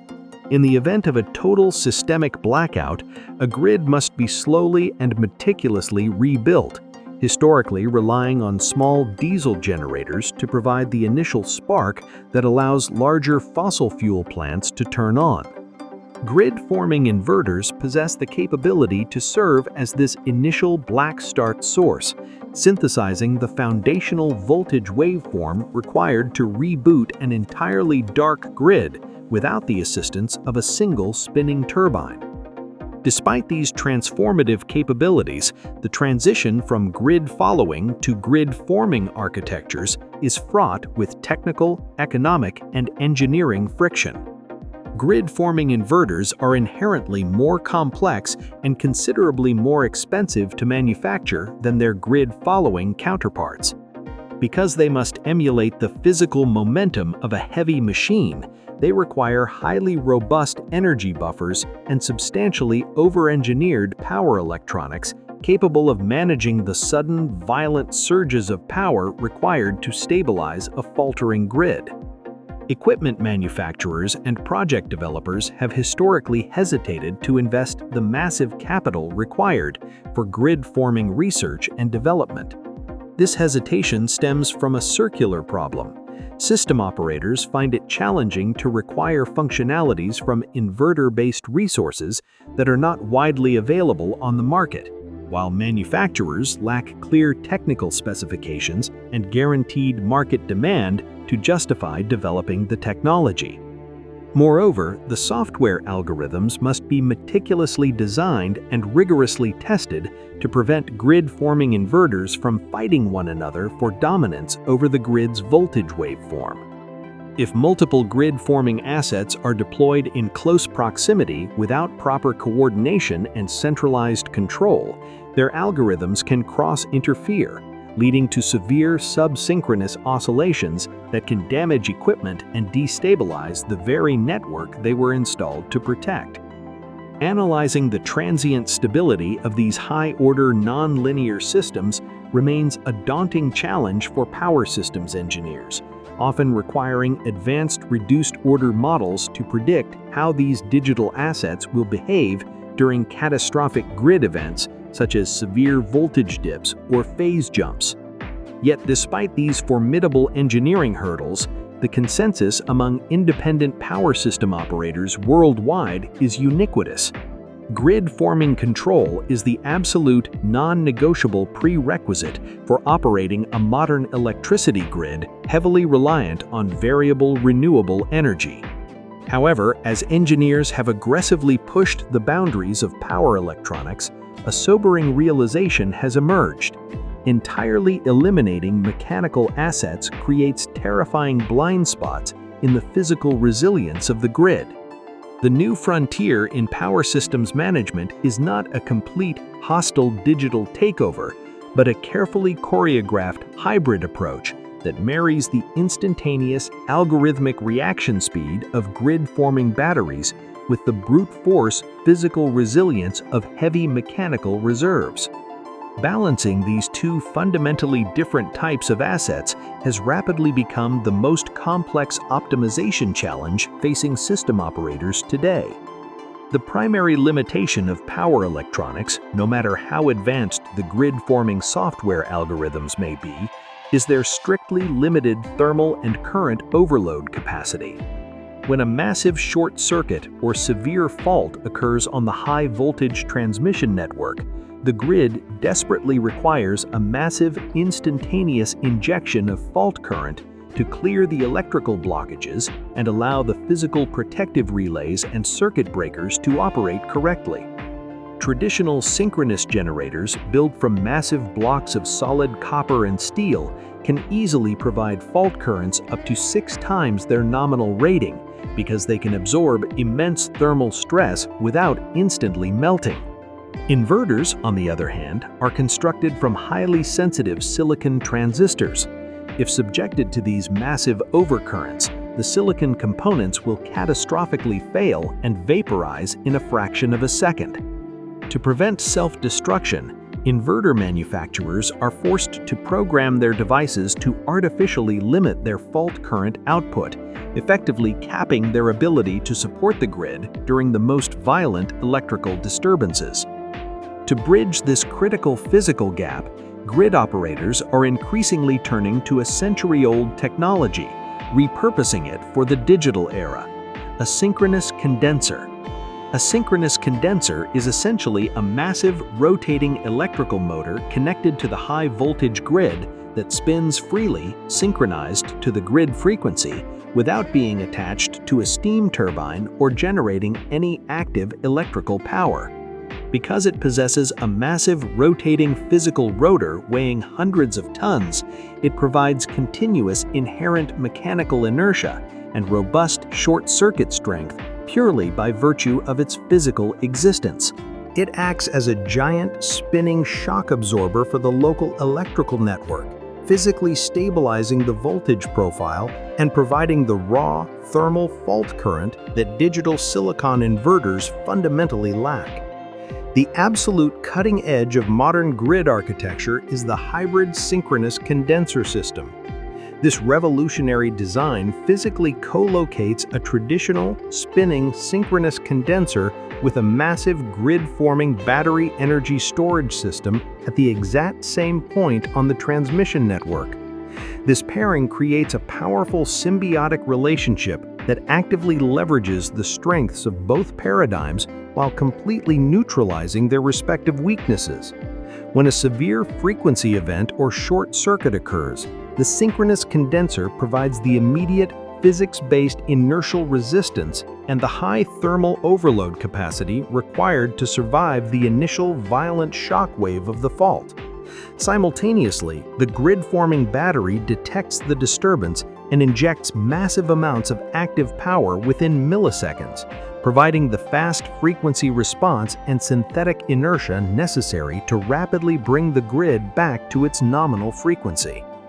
This hybrid architecture brilliantly resolves the temporal mismatch between mechanical and digital responses. The unyielding mechanical inertia of the synchronous condenser physically arrests the grid's collapse, buying the critical milliseconds needed for the battery's software to calculate the rate of change of frequency and deploy its synthetic inertia precisely, without overshooting the target and causing a secondary disruption. Advanced optimization studies, frequently utilizing complex genetic algorithms, have demonstrated that identifying the precise geographic locations and relative sizing of these hybrid systems, often determined by analyzing local short-circuit ratios and utilizing advanced techniques like the Prony method for eigenvalue analysis, can drastically minimize the overall cost of grid upgrades. By strategically deploying these hybrid nodes at critical junctions across the transmission network, operators can safely retire legacy coal and gas plants while maintaining the comforting illusion of a heavily rotating, mechanically robust grid. Theoretical mathematical models of synthetic inertia and hybrid grid management are only as valuable as their performance under the immense stress of the real world. Over the past decade, the national electricity market in Australia, and specifically the geographically isolated state of South Australia, has served as the ultimate global proving ground for these advanced digital stability concepts. South Australia regularly operates under conditions where variable renewable energy, particularly decentralized rooftop solar and massive coastal wind farms, generates over 140% of the state's total operational demand.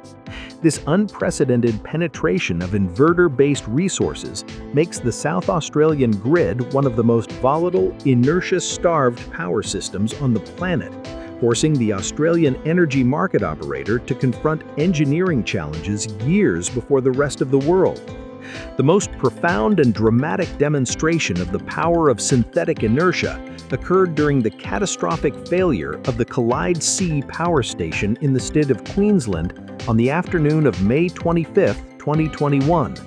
The Collide C facility, a massive coal-fired plant, was undergoing a routine maintenance upgrade program for its direct current battery chargers. During the process of bringing a new battery charger into service on Unit C4, an error occurred in the switching process, leading to a complete, unplanned loss of voltage in the direct current supply. This localized power failure had disastrous consequences.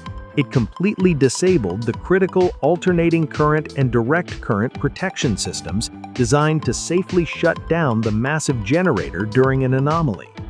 Without these electronic safeguards, the generator's turbine did not trip offline as designed. Instead, the massive machine continued to spin asynchronously, fighting against the frequency of the broader grid. Lubrication oil pumps failed due to the loss of power, and friction rapidly built up within the colossal bearings. 34 agonizing minutes later, the friction and asynchronous spinning culminated in the total kinetic disintegration and violent explosion of the Unit C4 generator. The explosion ripped through the facility, destroying the turbine and sending 300-kilogram pieces of jagged metal shrapnel tearing through the roof of the plant. The kinetic destruction of Collide C sent an immediate, massive electrical shockwave through the Australian grid.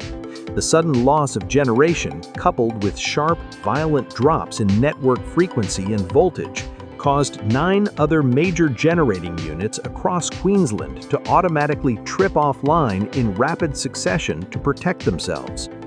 This sudden massive void in electrical supply caused the high-voltage interconnector linking Queensland to New South Wales to become critically overloaded, eventually forcing it to trip offline as well.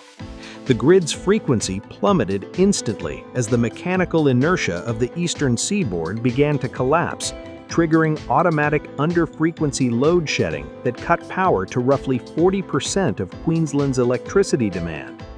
Hundreds of miles away, in the heart of South Australia, the Hornsdale Power Reserve, the world's first true grid-scale big battery, instantly detected the plunging frequency. In September 2020, the Hornsdale facility had undergone a major expansion, increasing its capacity to 150 megawatts and 194 megawatt-hours of storage. Crucially, as part of this expansion, the entire fleet of inverters at the facility was upgraded with Tesla's proprietary virtual machine mode software, fundamentally transforming the battery from a grid-following participant into a massive grid-forming powerhouse, capable of providing localized synthetic inertia. As the mechanical inertia of the traditional fossil fuel fleet collapsed alongside the Collide turbine, the digital algorithms at Hornsdale activated with ruthless efficiency.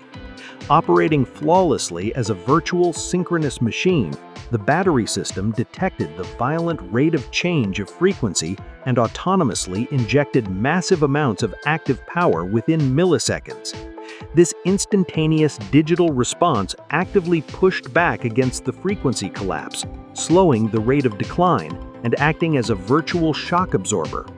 By arresting the frequency plunge, the Hornsdale battery provided the critical, fleeting window of time needed for the Australian energy market operators' emergency load-shedding protocols to stabilize the network, preventing the localized blackout in Queensland from cascading into a multi-state total system collapse. This event marked a true watershed moment in power engineering. A digital, software-driven asset located hundreds of miles away successfully mitigated the systemic fallout of a catastrophic physical-mechanical failure across an entire continental grid. The Hornsdale Power Reserve had already proven the efficacy of fast-acting digital assets during a severe, terrifying separation event on November 16, 2019. At exactly 6 minutes past 6 in the evening, a telecommunications malfunction caused the protective relays to simultaneously open two massive 500 kilovolt transmission lines in Western Victoria. This simultaneous failure physically severed the South Australian grid from the rest of the national electricity market, abruptly islanding the state. Because South Australia was exporting power at the time, the sudden severing of the transmission lines trapped excess energy within the state, triggering a massive, violent frequency spike that peaked at 50.85 Hz, dangerously close to the absolute maximum safety thresholds. During this agonizing 5-hour separation, before the interconnector could be safely resynchronized just before midnight, the Hornsdale battery served as the digital anchor for the entire state. It deployed its fast frequency response and synthetic inertia capabilities to aggressively push back against the wild frequency oscillations, absorbing excess power when the frequency spiked and injecting power when it dipped, effectively stabilizing the islanded network and preventing widespread blackouts. Subsequent economic modeling conducted by independent engineering firms revealed that the battery's swift intervention during this single 5-hour event provided roughly $14 million in direct market benefits. Over its first 2 years of operation, the Hornsdale facility shattered previous economic models, saving South Australian consumers over $150 million by drastically reducing the wholesale cost of frequency control ancillary services, completely destroying the localized monopoly previously held by the state's gas-fired generators. Average yearly regulation costs from South Australian generators plummeted from a staggering high of $470 per megawatt-hour to less than $40 per megawatt-hour upon the battery's introduction. These dramatic Australian case studies highlight a fundamental, undeniable truth of the global energy transition. Digital stability assets are no longer theoretical luxuries or academic experiments. They are absolute operational necessities. The undeniable success of the Hornsdale battery has prompted the Australian energy market operator to increasingly rely on synthetic inertia to fundamentally rewrite their operational rule books. By formally recognizing the rapid deployment of fast frequency response from batteries, operators have been able to significantly reduce the required baseline mechanical inertia floors across the network. Modeling indicates that doubling the quantity of fast frequency response effectively reduces the required physical inertia by nearly 4,700 megawatt-seconds, actively proving that digital responses can directly offset the need to keep expensive, highly polluting gas plants spinning simply for the sake of grid stability. This monumental engineering shift from mechanical to digital inertia has forced a concurrent, highly disruptive revolution in the economic structures of wholesale electricity markets worldwide. Historically, grid stability was an implicit, entirely unpriced byproduct of generating electricity. Because power could only be generated by spinning massive, heavy turbines, critical grid services like inertia, short-circuit strength, and dynamic voltage control were provided for free simply by burning coal or gas to keep the lights on. As these legacy synchronous generators retire in the face of cheaper renewable energy, independent system operators find themselves in a highly precarious position. The wholesale market pays handsomely for raw electrical energy, but there is no legacy financial mechanism to compensate a standalone battery or a freely spinning synchronous condenser for providing the synthetic inertia necessary to keep the system from collapsing. Equipment owners understandably refuse to pay for expensive grid-forming software upgrades if there is no established ancillary services market to recoup their investments. To avert an economic stalemate that could paralyze the energy transition, forward-thinking system operators are rapidly designing entirely new commodities and long-term procurement strategies. The most prominent and advanced example of this market evolution is the National Grid Electricity System Operators Stability Pathfinder program in Great Britain. Recognizing that the British grid was facing critical, imminent shortages of physical inertia and short-circuit level due to the rapid influx of massive offshore wind farms and the retirement of nuclear and coal facilities, the system operator launched a series of highly innovative procurement phases designed to completely decouple stability from active energy generation. The Pathfinder contracts fundamentally altered the economics of the grid. Phase 1 of the program, concluded in January 2020, awarded roughly £328 million in flexibility contracts to participants specifically to provide inertia without generating a single megawatt of electricity, a world-first approach that heralded the birth of a new market. This initial phase led to the deployment of 12 dedicated synchronous condenser projects, which are now fully operational and injecting 12.5 gigavolt ampere seconds of inertia directly into the British grid.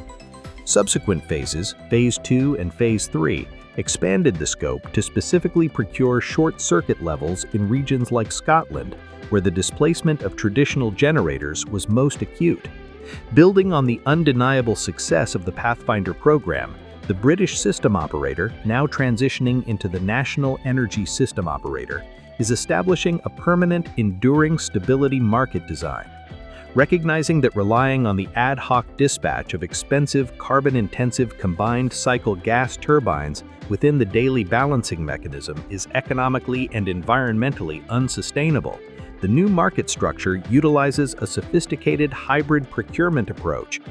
Developed through extensive modeling with consulting firm AFRY's Bid 3 power market model, the core recommendation is to implement a combination of dedicated long-term and short-term markets.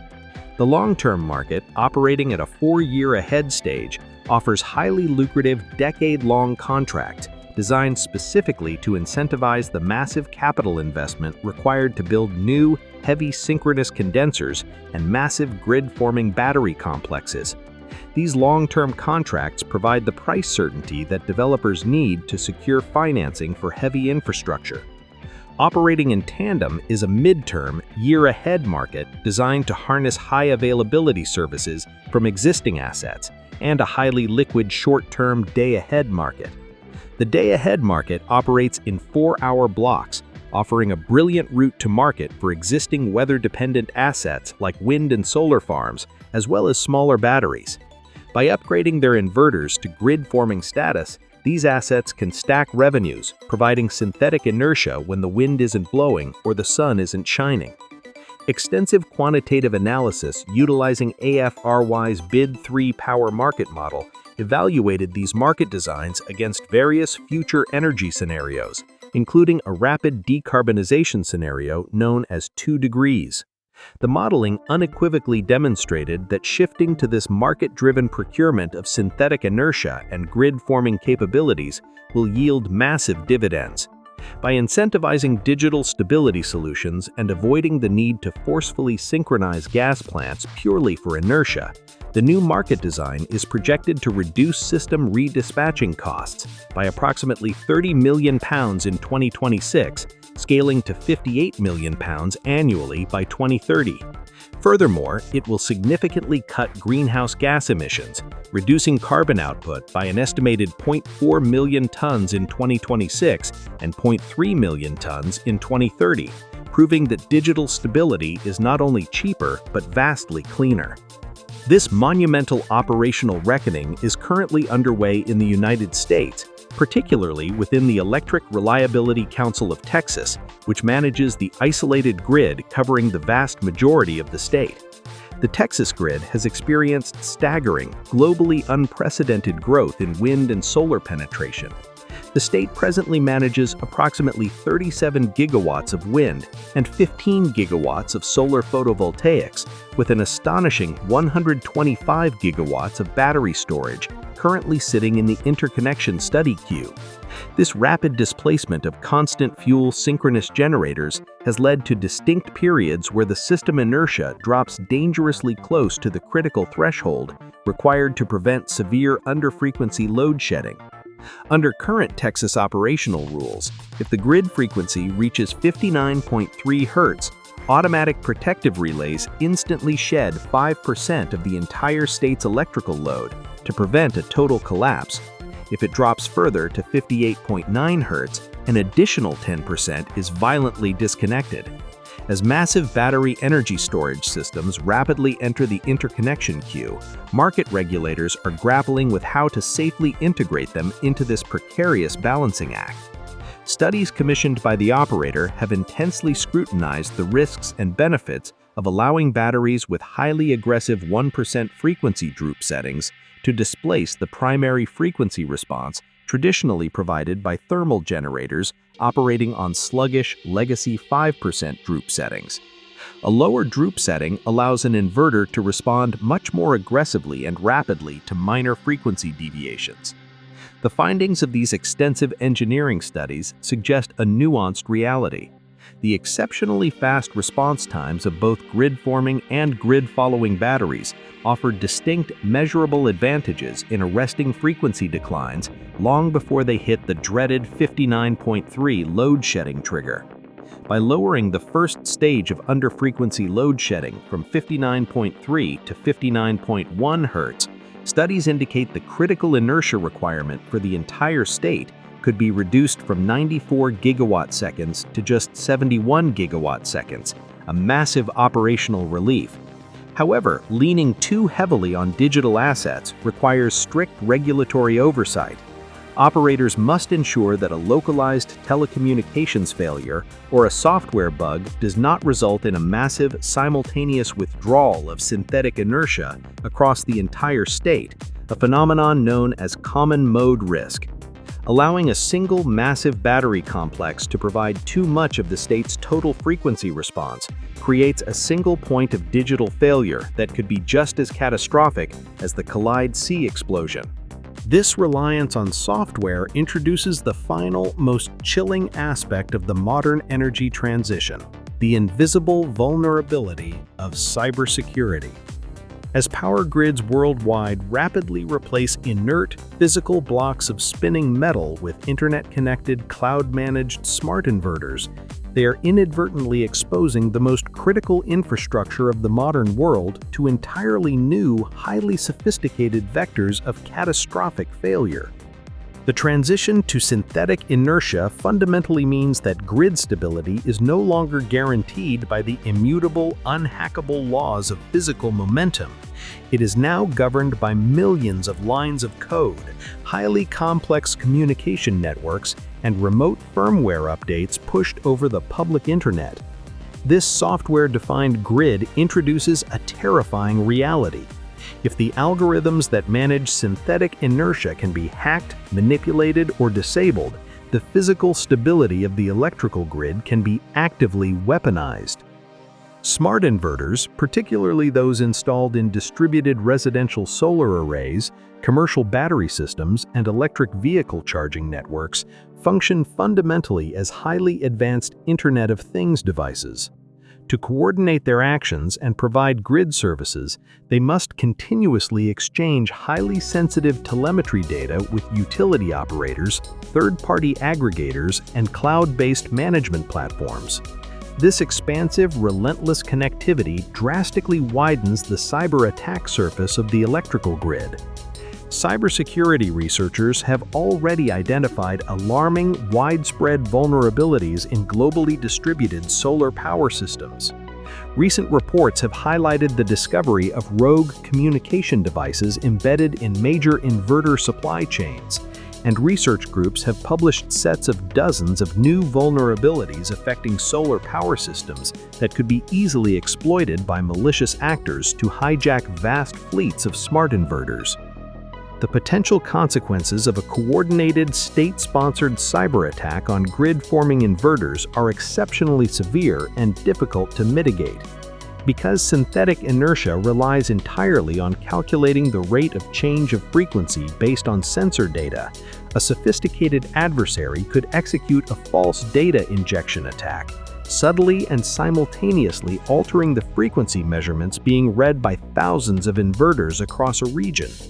If the inverters are mathematically tricked into believing the grid frequency is dangerously high and rapidly rising, their synthetic inertia algorithms will autonomously command them to absorb massive amounts of power from the grid to simulate a physical braking effect.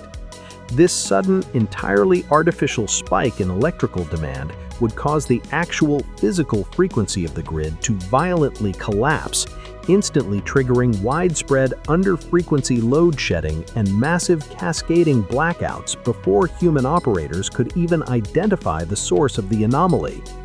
Alternatively, attackers could launch targeted denial-of-service attacks to sever the vital communication links between utility control rooms and the smart inverters. While grid-forming inverters can operate autonomously, blinding the central grid control room prevents operators from coordinating the dispatch of emergency reserves during a natural disturbance, leaving the grid highly vulnerable to subsequent physical failures. Furthermore, hackers could engage in hijacking attacks, seizing control of the active and reactive power set points of the inverters, intentionally forcing them to inject reactive power in a manner that degrades the local voltage profile, slowly destabilizing the network over hours or days. The threat is not merely a theoretical exercise for academic researchers. State-sponsored actors have repeatedly and successfully targeted power infrastructure globally. Advanced malware specifically designed to disrupt industrial control systems and manually manipulate high-voltage circuit breakers has been deployed with devastating effect in Eastern Europe.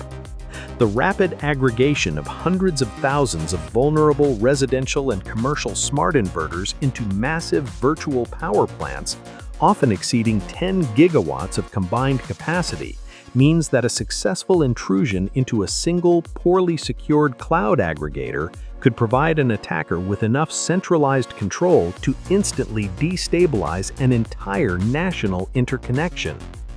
Compounding the risk is the fact that many older, legacy distributed energy resources operate in simple grid-following modes. If a cyber attack can induce a minor voltage or frequency disturbance on the main grid, these legacy inverters are programmed to automatically shut down to protect themselves, inadvertently turning a minor, localized cyber-induced disturbance into a massive, system-wide physical generation shortfall. Defending this newly digital grid requires an evolution in cybersecurity paradigms just as radical and fast-paced as the shift to synthetic inertia itself. National standards organizations, such as the National Institute of Standards and Technology in the United States, along with various energy departments, are rushing to establish rigorous, enforceable cybersecurity guidelines for smart inverters. These frameworks emphasize the absolute necessity of secure-by-design architectures, requiring cryptographically authenticated communications, strict access controls to prevent unauthorized parameter changes, and physically isolated redundant systems for the most critical grid-forming assets. Some nations are already taking sweeping legislative action. For example, Lithuania recently enacted laws limiting remote access capabilities for inverters manufactured in countries deemed as high risk, completely prohibiting remote access for systems exceeding 100 kilowatts. However, legislative guidelines alone are insufficient to counter autonomous algorithmic attacks. Because the response times of grid-forming inverters providing synthetic inertia are measured in milliseconds, traditional human-in-the-loop security monitoring is vastly, hopelessly insufficient. By the time an operator sees a warning light on a control screen, the inverter has already injected or absorbed the power, and the grid has already reacted. To counter this, researchers are pioneering the use of highly advanced machine learning models directly integrated into the power electronics. By utilizing long-term statement memory neural networks, engineers can train smart inverters to autonomously classify their own operational states and detect highly complex anomalies in real time. These artificial intelligence systems are trained to continuously analyze the microscopic electrical waveforms at the point of common coupling, learning the distinct physical signatures of legitimate grid fault versus the artificial signatures of manipulated data.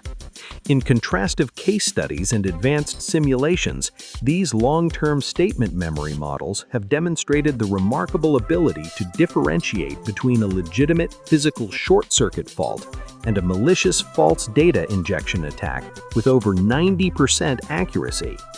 By empowering the inverter with this localized artificial intelligence, the device can instantly detect when its sensor data is being tampered with, autonomously choose to ignore the malicious signals, and deploy localized defensive countermeasures, such as safely isolating itself from the network or switching to a pre-programmed safe mode before systemic instability can propagate across the grid. The transition from a power grid stabilized by the sheer, unyielding physical mass of spinning iron to one balanced by the digital, algorithmic intelligence of smart inverters is arguably the most complex, multi-dimensional socio-technical engineering challenge of the 21st century. Electric networks, frequently and accurately described as the largest and most complex interconnected machines ever built by humanity, were designed and painstakingly optimized over a century based on the highly predictable, slow-moving physics of synchronous generators. Retrofitting these massive, continent-spanning networks to run on variable weather patterns and synthetic software algorithms requires a fundamental, ground-up reimagining of how electrical energy is generated, managed, economically regulated, and physically secured against malicious intent. The successful deployment of grid-forming inverters and the continuous refinement of synthetic inertia algorithms have unequivocally proven that it is technically possible to replicate and in many cases improve upon the stabilizing forces of mechanical momentum using advanced power electronics and battery storage. The extraordinary, successful interventions by digital assets during catastrophic real-world mechanical failures, such as the Collide C explosion and the terrifying South Australian system separation, serve as definitive, undeniable proof that digital response is not only a viable theory, but an operational reality. The digital response is frequently vastly superior in its reaction speed, in its precision, and in its ability to act as a highly tunable virtual shock absorber for the modern grid. However, the path forward through the energy transition is not a wholesale, reckless abandonment of physical engineering in favor of software. The absolute future of grid stability lies in the elegant, highly optimized orchestration of hybrid systems.